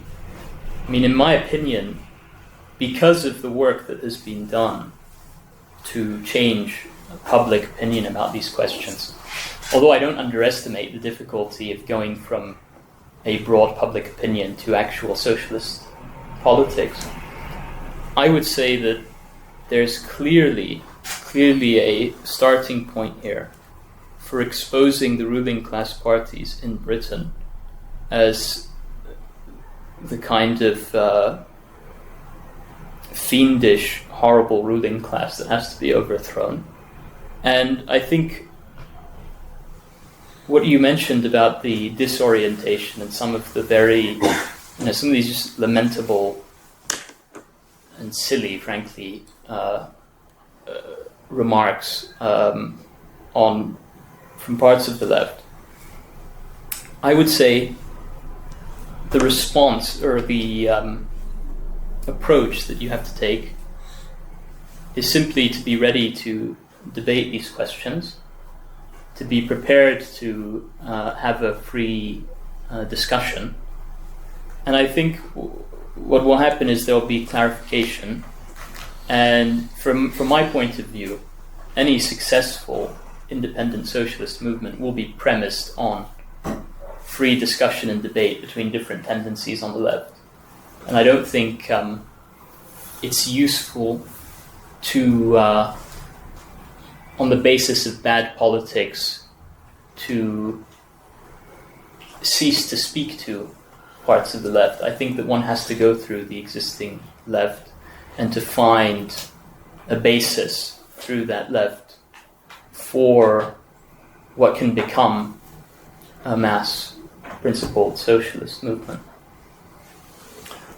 Well, yeah, I can certainly 100% wholeheartedly agree with that, and I think that has been sorely lacking on the British left, in particular for the last few decades. Discussion, debate amongst socialist groups. Often, they really exist as a kind of archipelago of groups that kind of don't really deal with each other unless they really have to in certain maybe trade union struggles and so forth. So I certainly endorse that view from my comrade. I would say that not only that also feeds into our perspective historically on not just during the Corbyn movement, we argued heavily, for example, in Workers' Liberty, that there was anti-Semitism on the left as a peculiar political form of anti-Semitism that feeds perspectives historically informed by Stalinist politics and other kinds of political tendencies. My comrade Daniel Randall, who would have spoken here had he had scheduling difficulties and work difficulties, wrote a book called Confronting Anti-Semitism on the Left, Arguments for Socialists, and I would heartily recommend that for people. And in it we argued that at the time during the Corbyn movement, and today I would argue also in response to Hamas support on Palestine marches, is that we don't support banning, we support free speech, and we support responding to bad political tendencies on the left with political education and discussion. That includes in the Labour Party and elsewhere. And so our perspective has always been that if we disagree, even if we think there's political anti-Semitism that informs perspectives from some on the left, the way to deal with that is by this kind of thing: discussion, political education. And I just want to end with. I wish I'd brought it. I came straight from work, so I didn't have literature. But one of the books a member of our organisation wrote a few years ago was called "The Left in Disarray," and it's about all the sort of problems with that prevent a kind of unified socialist movement that's powerful in Britain and elsewhere. And on the cover of that book is a picture of a protester from 2006, where kind of infamously during the Hezbollah-Israel war in Lebanon. Some members of the Socialist Workers' Party rose placards, not made by them, I think, made by another organisation, that said, "We are all Hezbollah." And that was not the start of, but that was kind of emblematic for us of kind of where the disorientation on the left had taken the left, right? So Hezbollah we see as, wholly, pretty much much more of a proxy for Iranian's regional imperialism than Hamas is. That plays a almost uniformly reactionary role in Lebanese society, and that the left sees that some parts of the left saw sort of solidarity with Hezbollah, even though obviously it makes sense to oppose Israel's war in Lebanon. That saw solidarity with a reactionary force like Hezbollah a wing of the Iranian regime, the wholly reactionary Iranian regime, as a kind of left-wing imperative, we saw as emblematic of the left's failure to understand that not every geopolitical enemy of the United States is a positive. Even though we are opposed to the United States as an imperialist power, not every geopolitical enemy of it is someone we're going to tacitly or with criticism support. And I think that when groups like the Socialist Worker say rejoice in response to October 7th, it's not just like them, kind of brain farting and saying something silly. I think it's really emblematic of that kind of political tendency that's taken a strong hold amongst the left for the last 20 even longer years, that sees that is really born out of weakness. Because there isn't a big left-wing movement, they look anywhere for oppositional forces towards the US hegemony and US imperialism, and that leads them to kind of support for groups like Hezbollah, denial of I'm not this is not homogenous of all the left. Of course, there are groups we're talking about particular bad tendencies that exist here and there, but denial of atrocities against Uyghurs, support for or ignorance of the plight of the Syrian people against Assad. Looking towards forces that are not socialist forces, not pro-working class forces, and that's why historically we have always argued for what we call third camp perspectives, which is is to build the working class, build the labour movement as a force as a separate independent force against Western imperialism and historically Western imperialism and Stalinism, but in the modern perspective also against other forces independent of that, such as Islamist forces and things like that. We see the agency of the working class as being crucial today as much as it was in the past for putting forward a progressive perspective in the Middle East and elsewhere. Right. As for reconstituting like a socialist movement, I think with any kind of mass movement, whether in Palestine movement or whatever, that you are gonna encounter people who have a lot of crazy ideas that the screws aren't particularly tight up there, and you are just going to experience it. Like even I experienced it myself when in 2014 during the Gaza war, when I was on the streets as an 18-year-old protesting, and most people were just ordinary humanistic, there were a few who had a lot of batshit crazy ideas, and especially when discussions come onto Zionism. Are you or are you not a Zionist? And especially when they themselves don't have a clue what Zionism is. So, and you are going to have to work through those things, and you can't just shut people up or shut people down or try to use the state to try to do it, because what we don't want to happen here is what's going on in Germany, right, where out of some kind of very weird pro-Israel sentiment that ironically comes out of a very German exceptionalism. It's a weird kind of negative exceptionalism that they try to shut people down, or I think even just recently Masha Gessen had a talk cancelled because she wrote an essay in the New Yorker that kind of used the phrase the Gaza ghetto, and it caused a bit of outrage in Germany because this is outrageous or whatever, and we shouldn't have anything like that. Free speech and free and open debate is absolutely paramount, and you just are going to have to confront these ideas and work through them, and that's just the only way that you are going to try to bring any clarity to these arguments. So those are all good principles, but how do you understand the present juncture? Is there some kind of revitalization of the left through Palestine solidarity in the aftermath of its kind of failed Corbynism?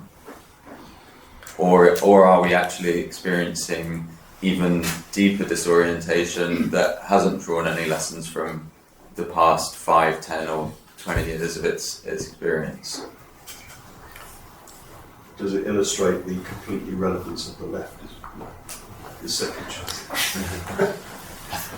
I think it's a bit early to say completely. Like that perspective, I think there are, it's in a broad sense, it's positive that a lot of people are, upset and outraged and want to about what's happening in Gaza and see a ceasefire as necessary and Palestinian rights. Therefore, what flows out from that and support for that. That's a positive development in many ways, but I think we can't see it as being revitalizing of the left if it's going to be without a political perspective that's really quite concrete, being kind of outlined, coming out of the back of this, because I think what you have seen is a tendency to kind of deliberately elide or political perspective or kind of evade political perspectives for in order to kind of underhandedly hegemonize kind of, I think, faulty political perspectives. So what I mean by that is the language generally on these demonstrations is couched in human rights, kind of understandably human rights descriptions of ceasefire and things like that, but also things like victory to intifada and things like that. This is ultimately kind of, this doesn't, this is incongruous. You can't, ceasefire comes from like, we want to end the carnage, but victory to the intifada, we want victory against the Israeli state. What do we want here? And I think some political movements are deliberately kind of like egging, just like the BDS movement, which again I'm sympathetic to many BDS supporters, but one of the reasons we've historically opposed BDS as a tactic is that it purposefully evades the political question of should the Israeli nation have a right to self-determination, and it does so in the language of rights of Palestinian right of return and things like that. And it does that precisely in order to put forward a political program, which it has a right to do. It's a perfectly valid political program to say one democratic state from the river to the sea. We think politically that is not the best slogan to achieve what we want to achieve in the short to medium term. But that political the tendency amongst these marches and in the Palestine Solidarity movement to want to elide facing concretely: do we want a Palestinian state next to Israel? Do we want a singular democratic state? In order to support that latter, by means of putting forward kind of more, kind of human rightsy kind of slogans rather than strong political perspectives that respond to the needs of the Palestinian national liberation movement. So without those concrete kind of talking about concrete ideas and perspectives, rather than just human rights which is important, but it's kind of insufficient. There's not going to be a revitalization, I think, of the left via Palestine solidarity, from how we see it. Yeah. Taylor, I wonder if you would like to respond to From my point of view, I think the first thing to say is that the Palestinian solidarity movement in itself is not some kind of pre-packaged socialist party in embryo or something like that. That's clearly not the case. What you have is a broad range of people who are protesting mostly out of outrage at Israel's conduct in Gaza from a wide array of backgrounds. So it would be incorrect to think of this as some kind of ready-made socialist movement which is going to transform Britain.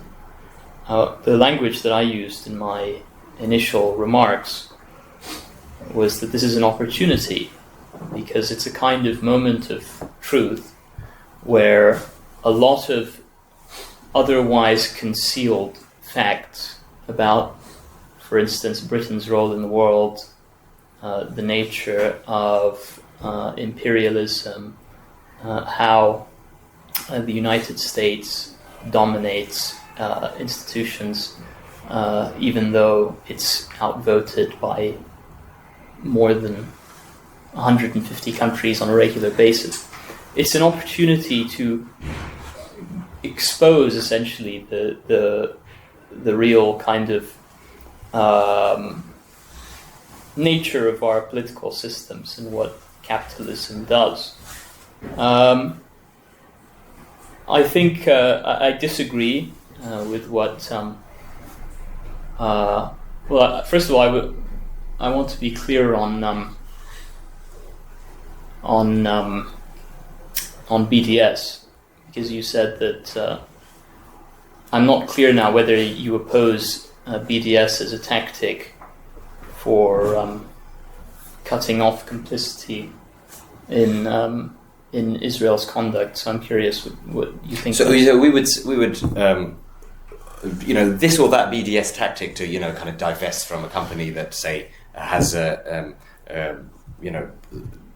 operations in the West Bank or something like that. I'd have no problem with doing that, with cutting off ties with organizations like that. Well, what we oppose is we don't, or I'd rather say I don't support the tactic of wholesale boycott of all Israeli institutions such as universities or something like that. I wouldn't support that, which elements of the BDS and big elements of the BDS, I think, movement would wish to put forward. Yeah.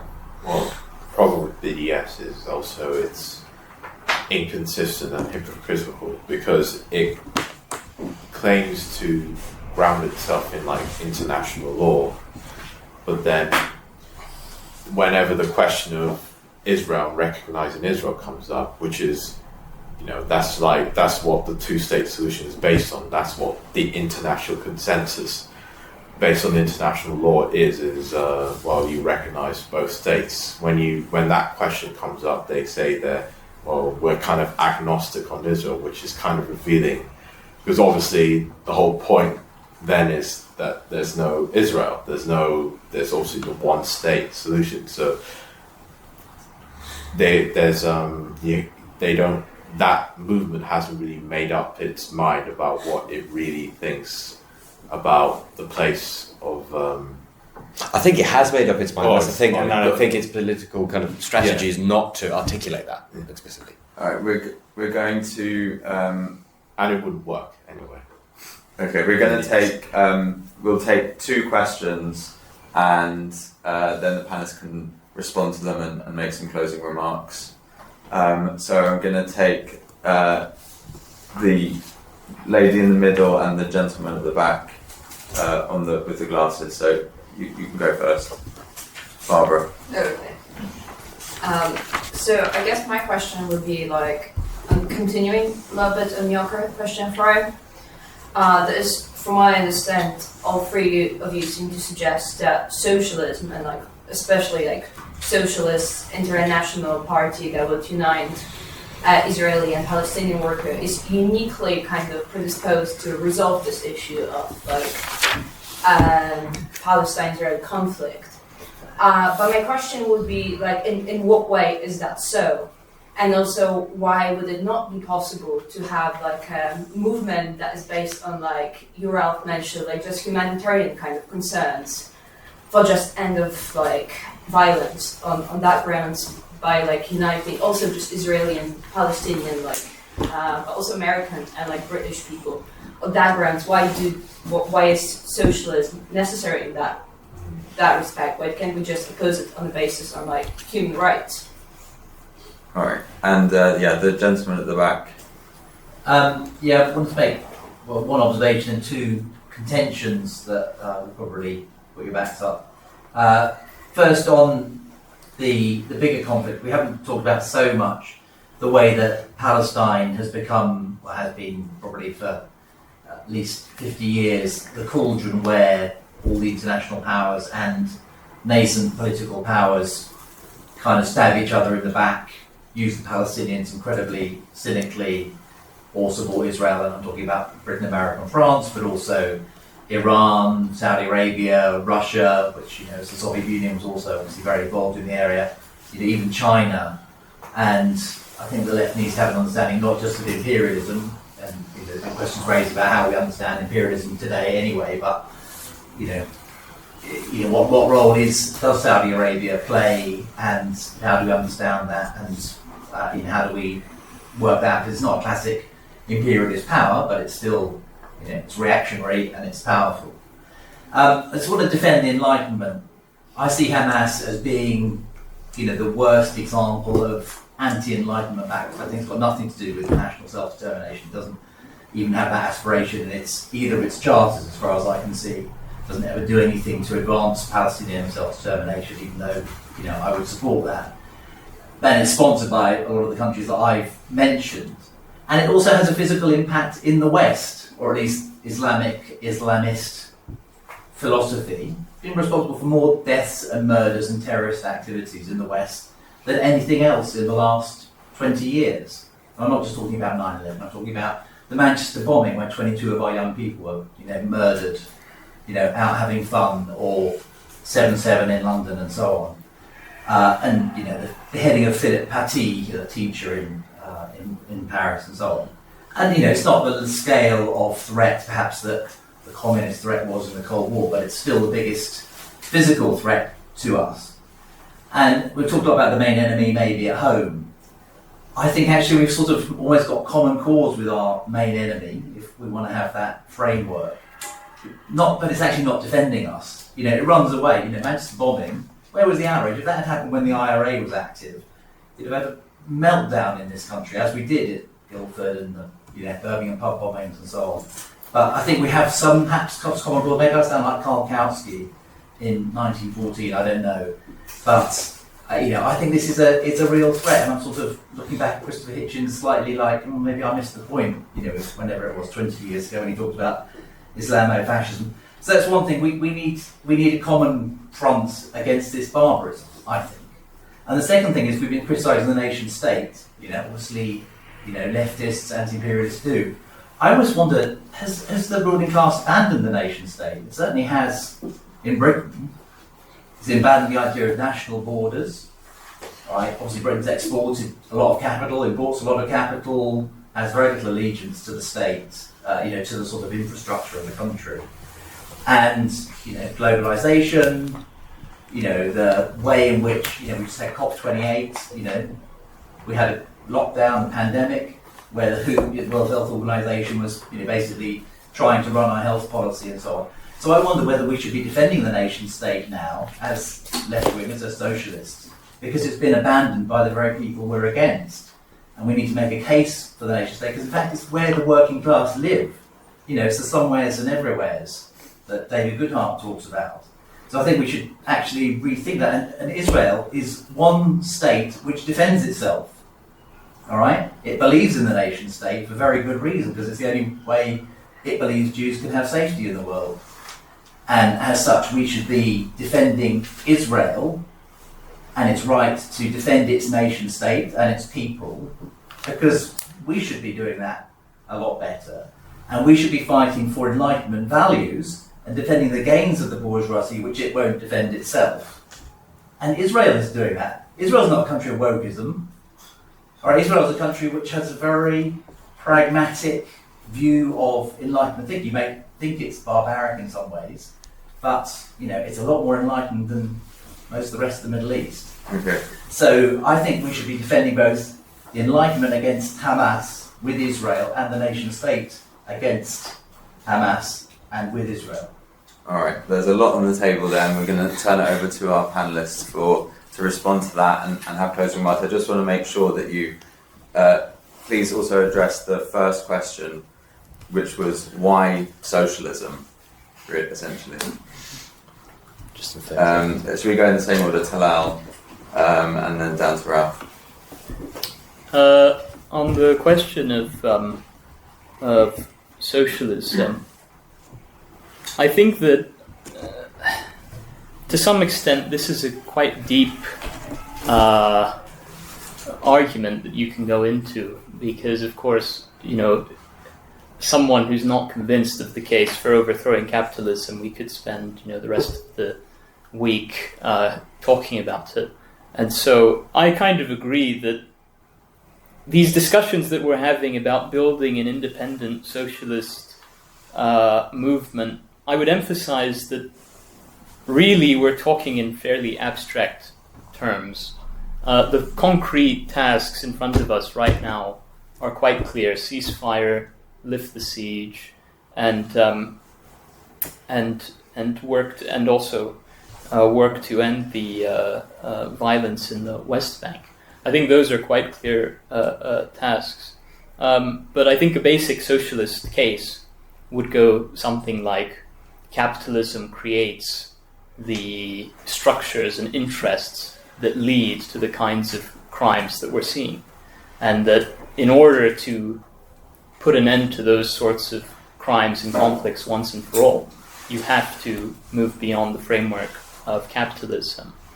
And a similar argument is going to apply to this drivel about the nation state, which is that socialism in one country is an entirely discredited idea. We're in a pre-political era. We can't establish This is not 1920. socialism in one country for the simple reason that, first of all, a nation is a kind of firm in the capitalist global market where, it has to adapt in different ways to the market shifts that go on. It has to adapt to American policy, international institutions, trade, all of these things. And it's just ridiculous to think that one nation or one state, without the collective action of many other states at the same time, will be able to overcome the forces of global market capitalism. I'm not arguing. The other point about Israel is defending itself, blah blah blah, is just complete nonsense. I fail to see how starving 7,000 children has anything to do with self-defense, how imposing a siege on 2.3 million people relates to self-defense. The fact is that the best, if you want to call it self-defense, the best way to resolve the security problems would be to end the terrible system of oppression. Instead, what's happening is thousands. Sorry, you've had thousands. Tal's speaking. Thousands. Okay, but it's his turn to respond. Thousands of orphans and families being destroyed is not a good basis for future security.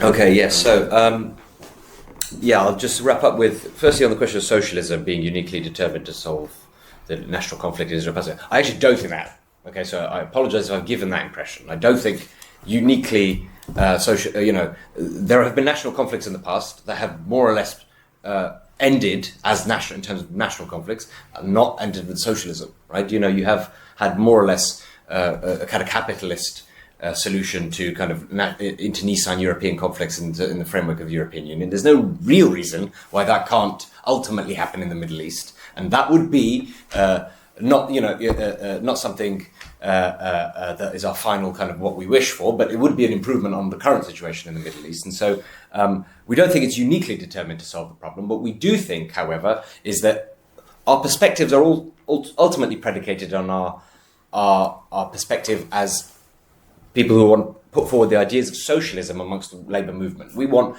working class liberation. We want an end to capitalist exploitation of the working class. We understand that this is prevalent across borders. We understand that national conflicts exist in the context of the world that we see, and national conflicts are barriers to international solidarity between workers. Just as there are other barriers, religious barriers, things like that, and the way our perspective on how to overcome those national barriers, there are different perspectives on the left. Our perspective is the kind of basically orthodox Leninist kind of view, you might call, which is an idea of leveling up consistent democratic rights for nations, and including the right to separate and have a separate state as being the way to end national oppression. And at no point in that national liberation fight would we surrender or subsume our fight, our independent fight as working class socialists, for our perspective. So even though in that region we would put forward a program for an independent Palestinian state, we wouldn't say first the Palestinian state, and then we'll do socialism. This has to be intertwined in our in terms of our political program and our political activity, just as we have that in every other perspective as well, just as a response to British constitutional questions or Scottish independence and stuff like that. Our perspective is ultimately firmly rooted in our view as socialists who want to promote socialist ideas amongst the working class. So that's why I don't think all national conflicts can only be solved by socialism, which some groups on the left, I think, blithely or potentially, genuinely, sincerely say, but I think wrongly, that just respond to every national conflict or any conflict, religious or otherwise, with socialism as the answer. I think that there are groups on the left who have that tendency. We do criticise that.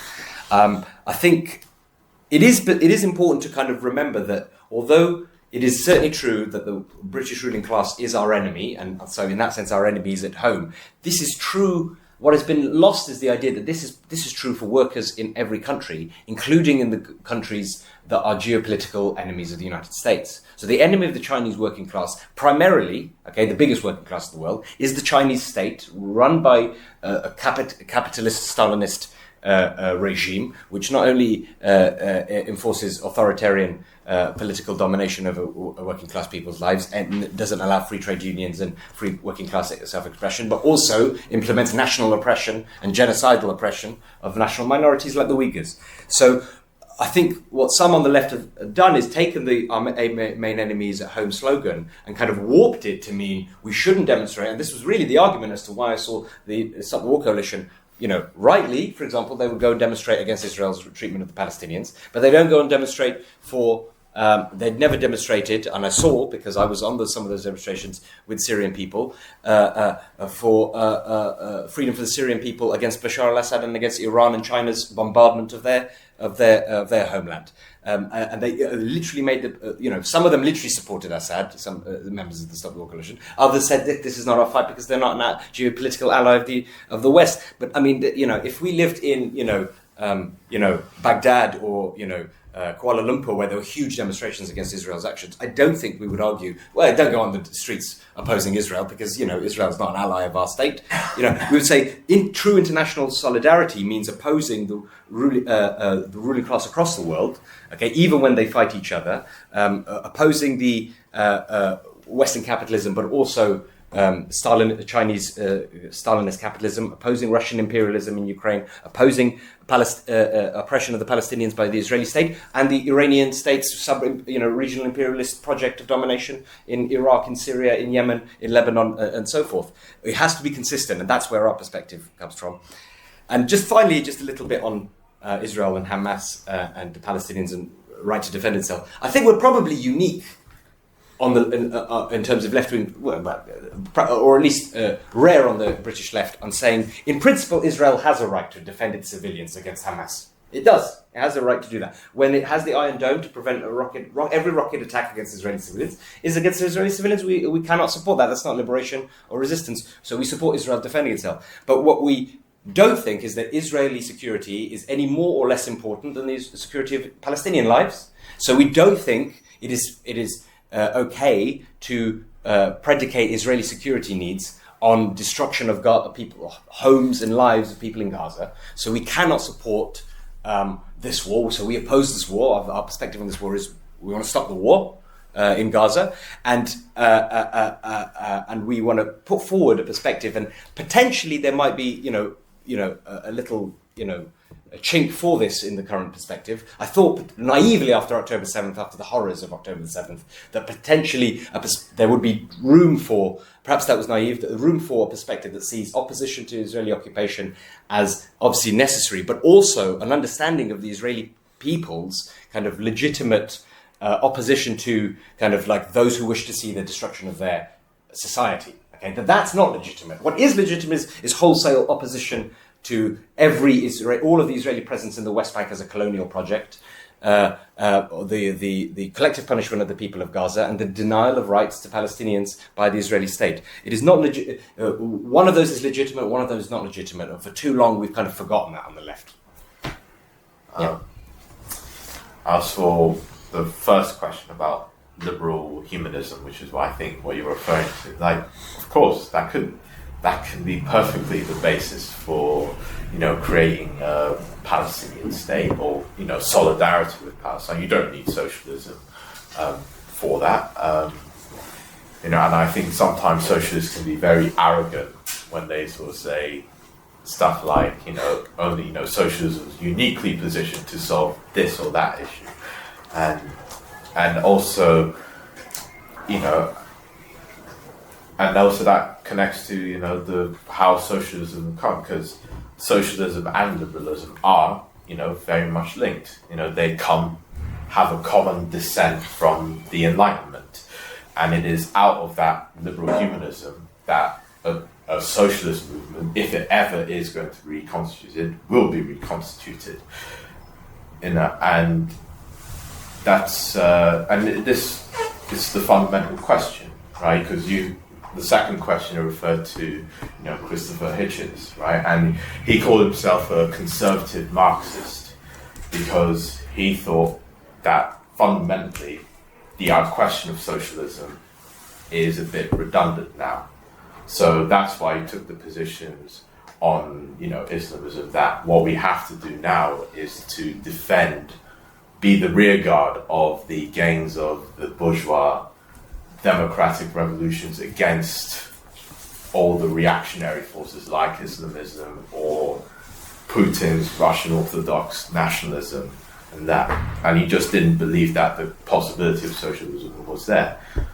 I personally sympathize with a lot of Hitchens' view, but I do disagree in the sense that I do think that the possibility of reconstituting a socialist, or let me be more frank, communist perspective is possible. And I'm very much an old-fashioned communist in the sense that when this argument over two states or one state comes up, I say, well, how about the no-state solution? Communism is about transcending the state altogether, and often that kind of gets lost in these discussions. And I suppose that's the fundamental question: is it possible anymore? I think, and that's my perspective, I think it is. All right, on that note, please.